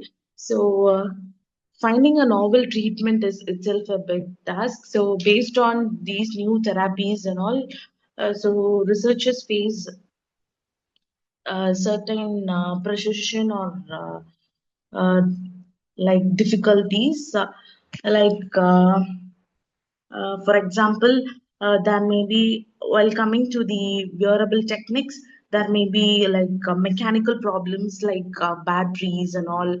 And while coming to the like focused ultrasound neuromodulation, which is a long-term neuroplasticity. So we need to record it for long-term. And while coming to the stem cell therapy, if the neurons are very dysfunctional, we will be having problems if there is a dysfunctional neuron. And if coming to the neuroinflammation modulation, mm, so if there is a pro-inflammatory cytokines and immune signaling pathway or is weakened, there will be hyperexcitability. So we'll be lacking to track the pathway of the brain. These are the things. Okay, thank you very much for your time. That was a very insightful presentation. Yeah, thank you. You're welcome. Have a great rest of your day. Our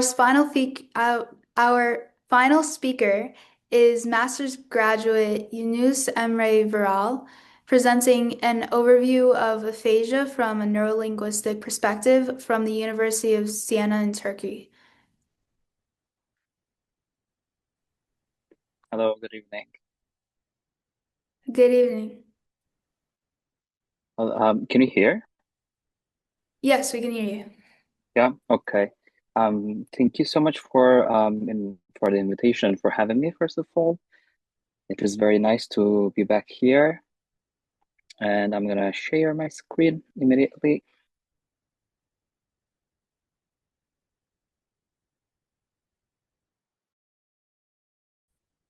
Well, I just share, but I'm not sure if you can see though. Yes, we can see it. Yeah, okay. Okay, may I start or? Yes, go ahead. Yeah, okay, thank you. Well, my presentation is on aphasia from a neurolinguistic perspective. So far, the conference focused more on the neurobiological and neurochemical aspects. of brain and brain disorders, and my presentation will bring some neurocognitive perspective to especially the case of aphasia. So let's start with today's agenda. So we're going to start with an overview of neurolinguistics, then an overview and a very short history on aphasia. Then we will move to the classification of aphasia, and accordingly, we will see some 4 types of aphasia, namely Broca's, Wernicke's, global, and conduction aphasia. And lastly, I will present some insights on the clinical and therapeutic side for aphasia therapy. So let's start with neurolinguistics. So neurolinguistics is a very dynamic interdisciplinary field which studies language in the brain, like in other fields concerning language and brain. It converges especially in neuroscience and linguistics, as well as several other disciplines like psychology, cognitive science, and cognitive neuroscience of language, and so on. And it specifically addresses the linguistic processes and their neuroanatomical substrates across both healthy and clinical populations. But it also examines atypical language development and impairment in language, or in a broader sense, impairment in communication. While doing this, it brings the study of language-brain impairments a more cognitive-oriented perspective rather than a pure neurobiological account. And one of the mostly studied, let's say, language impairment is aphasia. Well, aphasia is a language impairment which results from dysfunction in the brain's language network, which is usually the left hemisphere because of the language literalization. And when we look at the etiology of this neurological syndrome named aphasia, we see either acquired or neurodegenerative disease as a primary cause of aphasia. Mostly it is acquired either as a cerebrovascular accident or traumatic brain injury. And most commonly is known as a result of a stroke. Well, not necessarily all strokes lead to aphasia, but if it's affected, let's say, language network, yeah, we will see probably an aphasia, especially medial cerebral artery might lead to aphasia, the damage to this area, let's say. Then when we look at the history of aphasia, we see the first and well-known case study of Mr. Liborn by Broca, who had various neurological problems with a muted state in which he was able to produce only one utterance, which is tan, with different type of, let's say, intonation. And that's why he was known as Monsieur Tonton as well. And Drunkers and colleagues in 2007 re-examined the brain of Liborn and showed a clear lesion in what's today known as Broca's area. And another important person in history of aphasia is Wernicke. Wernicke bring another perspective to the study of aphasia by claiming that aphasia is not only caused by the damage to Broca's area, like in Broca's patient, but also some further regions in the left hemisphere. And especially, for example, he mentions a sensory aphasia, where the patients are not able to patients' understanding of language is impaired due to the damage to the superior temporal gyrus, which is known as Wernicke's area. And at the same time, he suggested that the disconnection between Broca's area, which is the, let's say, in a very broader sense, the area responsible for speech production, and Wernicke's area, which is area responsible for language comprehension. So the disconnection between those areas can lead to language deficits, even though the regions are intact per se, which is known as conduction aphasia. Well, this is actually an old-fashioned explanation of conduction aphasia, which we will be seeing further in the following slides. And here, there's an image the lateral view of the brain of Leborn, Monsieur Leborn, from Druncker's study from 2007. And we can see a clear lesion in the left inferior frontal area. And when we look at the classification of aphasia syndromes, well, this classification is still remains as a dynamic research interest today, because there are different types of approaches to categorizing them. But nevertheless, one of the mostly accepted one is Boston School of Aphasia, by Boston School of Aphasia, and they identify 8 major types of aphasia regarding the acquired nature of aphasia by, let's say, eliminating the primary progressive aphasia. So these are Broca's aphasia, Wernicke's aphasia, global aphasia, conduction aphasia, anomic, and 3 types of transcortical aphasia. Today, we will be covering only the first 4 of them. So Broca's aphasia, Wernicke's, global, and conduction aphasia. So let's start with Broca's aphasia. So in Broca's aphasia, production is non-fluent and very effortful. And the number of words that they produce is very, very limited. So we see a reliance on memorized expressions, which are usually overlearned and automatically retrieved, such as "How are you?" "Thank you," "I'm fine," and "you," like such, let's say, form-like expressions. And the production is actually limited to 1-word level or very, very short phrases, which demonstrates actually an impairment in forming syntactically well or syntactically complex structures. On the other hand, when we look at their production, we see that they prefer, or they have preservation of nouns over verbs. Well, the reason is nouns by their own nature are more concrete and imageable. On the other hand, verbs are more abstract and complex. And also, they have much more complex grammatical roles.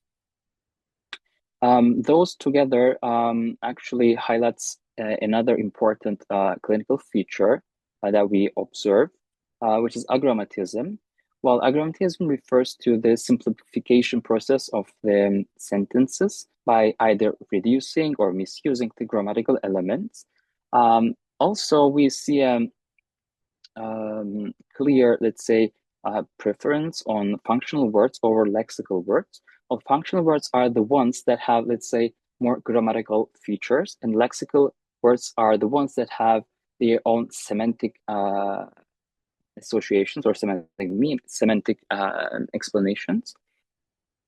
And accordingly, we also see an impairment in morphology, such as inflectional endings. So, for example, I go to school is easier than she goes to school because of the inflectional ending of the goes. And this indicates a clear difficulty for morphology in Broca's aphasia. And when we look at the comprehension of Broca's aphasia, well, overall, the understanding of everyday language is relatively protected, while things get more complex when grammatically complex sentences are involved. So comprehension of so-called embedded clauses displays such impairments, such as relative clauses. So relative clauses, which I will be showing an example, because those sentences actually require the processing of multiple layers of information simultaneously. So, for instance, comparatively, the first example, this woman is my aunt, is syntactically easier than the other one, which is relative clauses. The woman who is wearing a skirt is my aunt. We see that patients with Broca's aphasia have much more difficulty in the second example to comprehend. And in neurolinguistic or psycholinguistic, the literature, the typical examples are from so-called subject relative clause versus object relative clause. So the first example, the boy who is pushing the girl is tall, is subject relative clause, and it's easier to, let's say, process, well, not only for patients, but also for a healthy population. Studies show milliseconds that the first one is comprehended easier than the second one, which is object relative clause. And the example is the boy who the girl is pushing is tall. Well, intuitively, you can also feel that the second one is actually a bit difficult. For us, it can be, for us as healthy, neurologically healthy people, the second one can be a bit difficult to comprehend, but for patients with Broca's aphasia, the second sentence is almost impossible to comprehend. And we also see a difficulty in passive constructions by misassigning the thematic role. So for example, the active sentences, the first one, the cat chased the mouse. So here the cat is the, let's say, doer, the action doer, action taker. But when we look at the passive construction, namely the second example, the mouse was chased by the cat. Here the mouse is not the doer, is not the action taker, but because of the nature of the Broca's aphasia, they misassign this thematic role, and then they fail to comprehend such passive structures. And lastly, for Broca's aphasia, when we look at the repetition, well, the overall repetition is better than spontaneous speech, but still we see error, but still is error prone. With phonological, or also known as literal prophagia, which includes sound distortions, where the sound is not clear, the sound that they produce is not clear, or sound substitution, where one sound is replaced with another one, or sound omission, even the sound is not pronounced at all. And when we look at another type of aphasia, Wernicke's aphasia, we see that the overall production is effortless and fluent with a normal prosody. And if a person who is not in the field of aphasia, or who doesn't know as much about aphasia, sees a person with Wernicke's aphasia from outside without hearing the conversation, they might think that everything is well with the patient's language. However, things get worse, unfortunately, when we see the production, the content of their speech, because their speech is very disorganized and very confusing. And usually their sentences, their production is meaningless. Although grammatically correct, there's no consistency and there is no semantic relevance.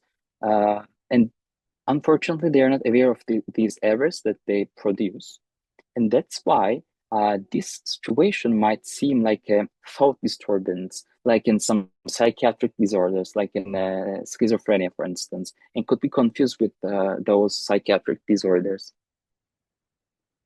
Nevertheless, I would like to mention that, of course, one is a neurological disorder and the other one is psychiatric. Of course, they are very distinct. And the underlying reasons of the impairments are also very distinct, though.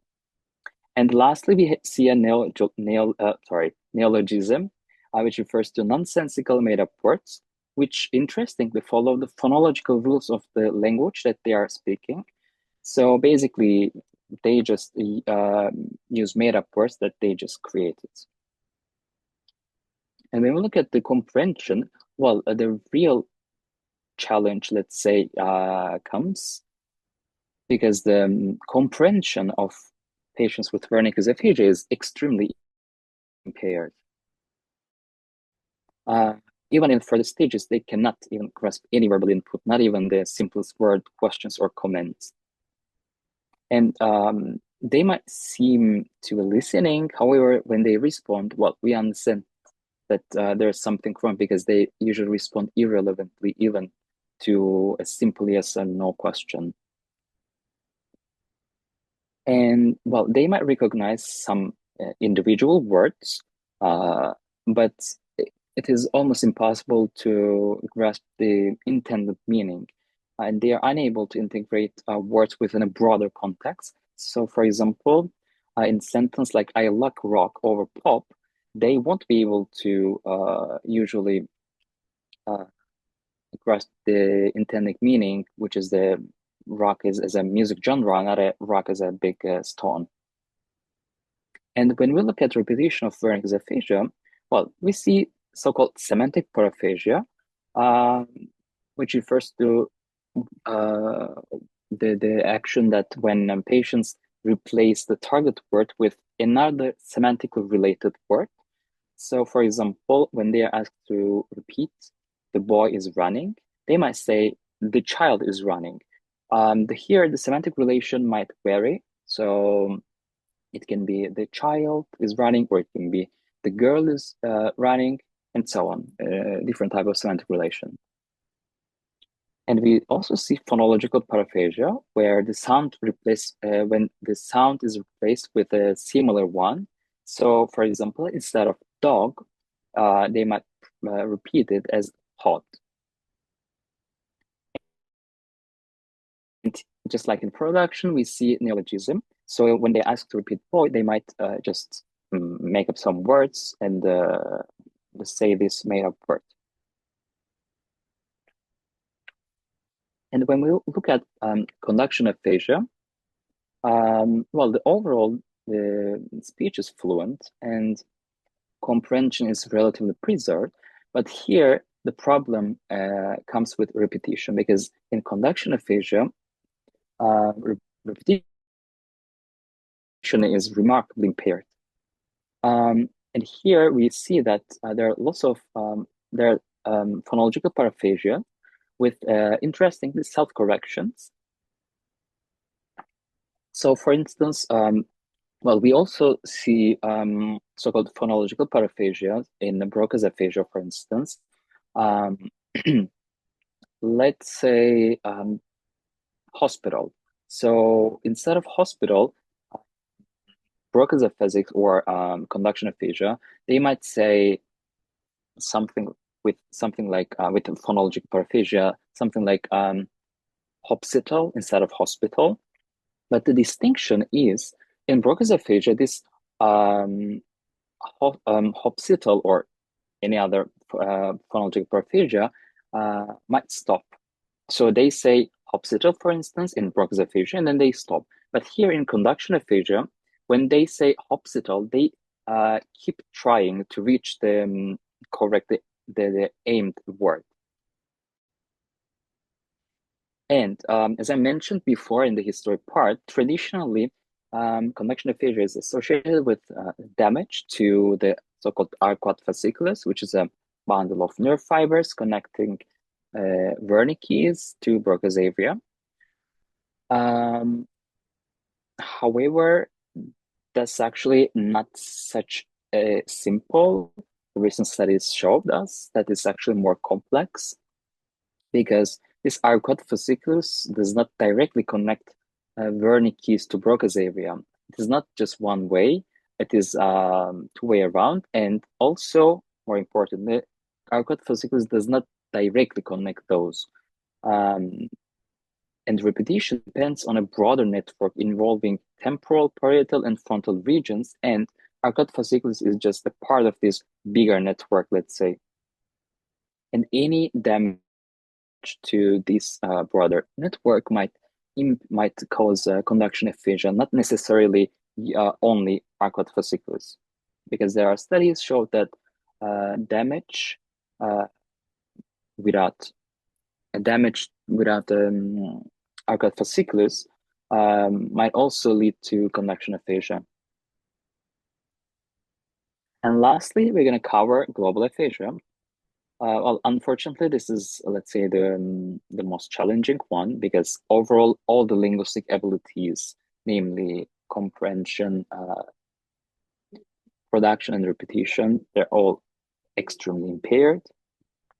and they barely produce one-word utterances, maybe just basic yes or no, or even not such yes or no, but one-word utterance, but more like some exclamation.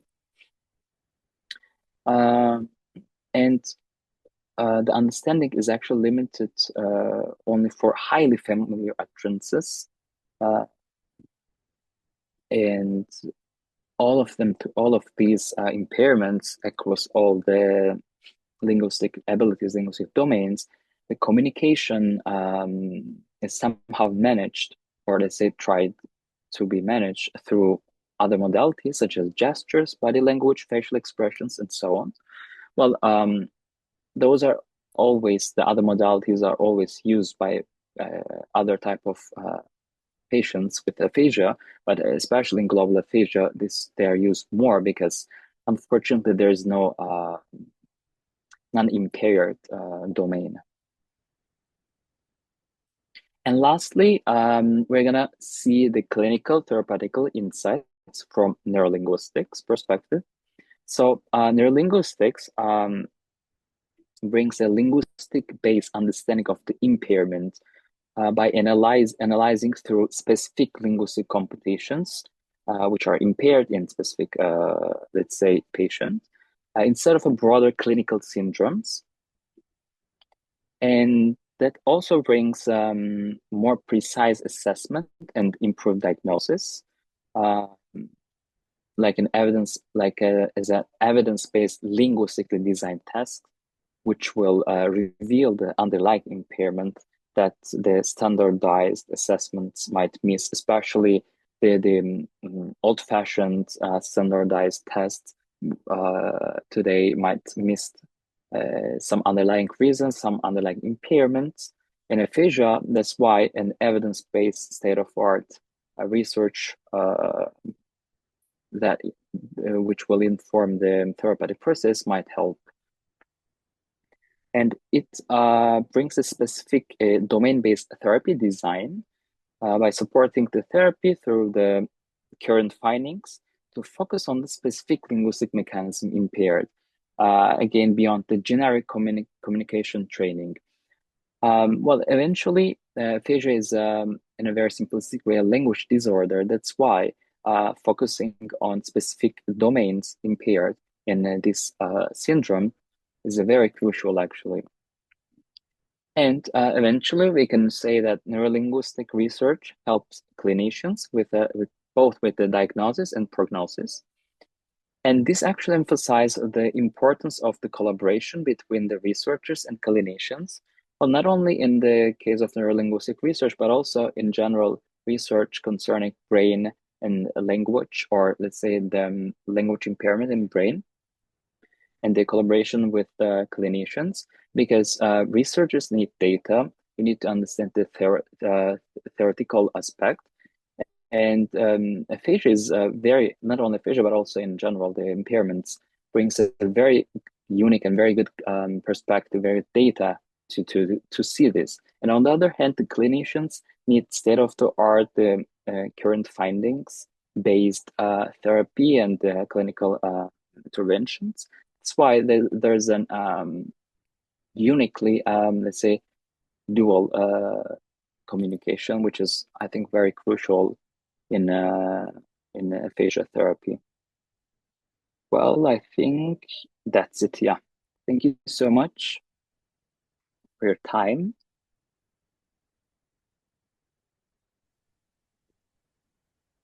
Thank you very much, Okay. Mr. Rubal. The audience was curious as to your educational career and what made you interested in Broca's and Wernicke's aphasia. Okay, there was I think a connection issue. I couldn't catch clearly. Can you please repeat it? Yeah, the first question is, your presentation discussed several subtypes of aphasia, such as Broca's, Wernicke's, and conduction aphasia. How do differences in lesion localization influence the patterns of language impairment observed in those conditions? Mm-hmm. Well, it actually depends on the let's say, approach to the classification, because if we take a neurobiological account, we might say that, well, if there's a damage in Broca's aphasia, if there's damage in Broca's area, well, that will be classified as Broca's aphasia, which is okay, can be 100% sure, yeah, but also might not be actually, because it's not always the case that a damage to specific brain region will always lead to specific impairment, because brain is unbelievably complex. So it's not always the case. And on the other hand, an approach regarding the clinical features, clinical let's say neurocognitive clinical patterns that are observed, like for example, if there's an issue with repetition remarkably impaired, those type of impairments might be classified, if we are in the broader sense of aphasia, of course, I'm excluding the other possibilities. So so this type of classification, this type of situation where the repetition is impaired might be classified as conduction aphasia regarding the neurocognitive, let's say, the features that we observe. Because, well, actually, eventually, aphasia is a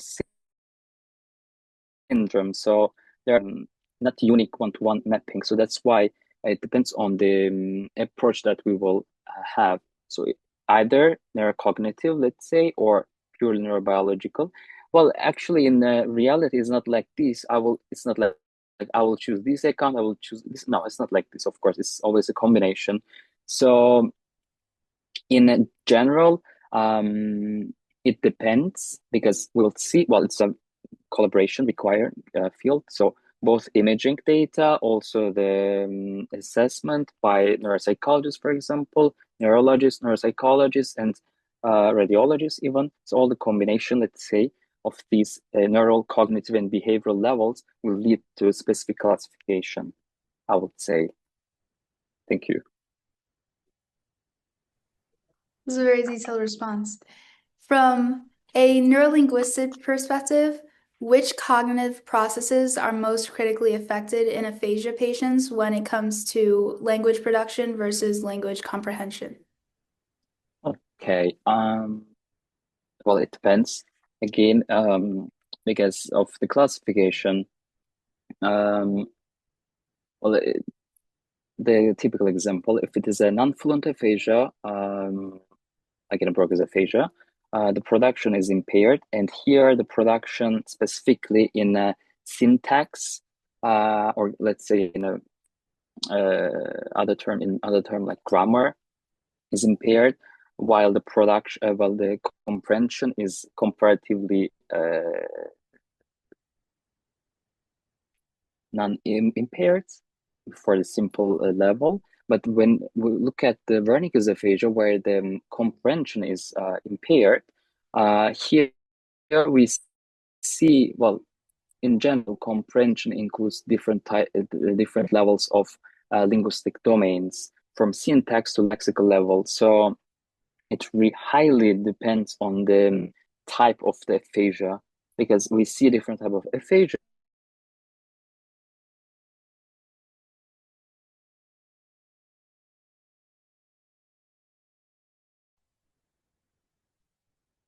Sorry, I think I'm back, right? Yes. I think Okay, sorry. we got the last part of your question. The next question is, how can interdisciplinary collaboration between neurologists, speech-language therapists, and cognitive scientists improve rehabilitation outcomes for individuals with aphasia?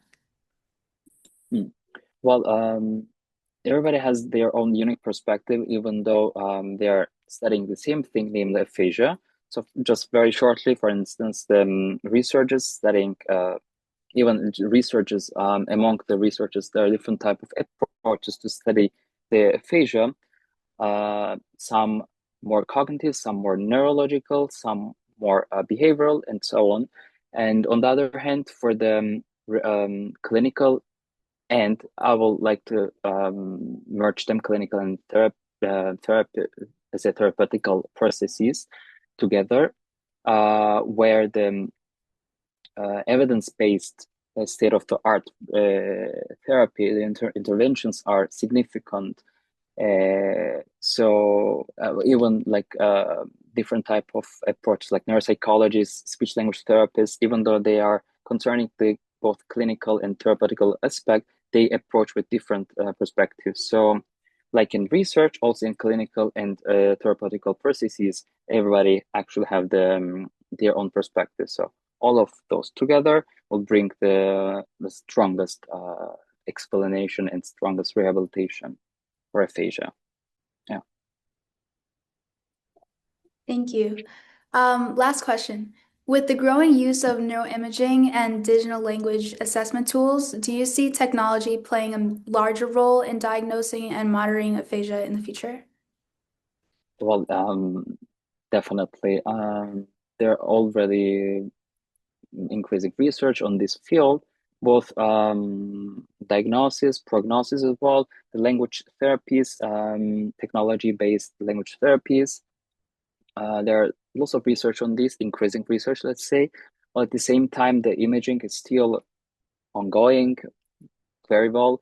And these large language models, artificial intelligence, well, all those things 100% will bring good perspective, hopefully good one, not something bad, which might cause some, this ethical part. But well, let's be positive on this, and let's say in short, yes, they will help. Yeah. Thank you very much for your time. And thank you to all participants, distinguished speakers, and especially the viewers. A recording of this conference will be available on YouTube and on the OLCIAS website. Thank you again and have a very good evening. Yeah, thank you to Miss Adriana as well. And again, thank you so much to all of our respective speakers and our participants and attendees who all joined our meeting today. Thank you so much for sharing the informations and knowledge with us. The event was a success thanks to all of you. And thank you so much to Miss Adriana for helping me hosting this event. This was a great help. Thank you. And yes, I'll make sure that you will be awarded with a separate certificate for hosting, moderating this event. Thank you very much. Thank you so much. Have a good rest of your day. To you too. Yeah. Thank you and a very good evening to all of you. And let's meet in our next event, informations of which will be provided on our website soon. And yeah, have a great time ahead. Let's meet again in our next event. Goodbye. This was Gazal Johar. Thank you. Once again, I would like to thank our respective speakers. Thank you, Dr. Habchi Navel. Thank you, Dr. Pinar Sengul, Dr. Albera Akram, Miss Adriana King, Miss Prezi and team, and Dr. Yunus Emre Vural. Thank you so much to all of you for gracing our event with your presence and for your presentations. Thank you to all of our dear attendees and all those who joined us from LinkedIn Live. It was an amazing experience and I'd love to help you more in the future. Congratulations again on your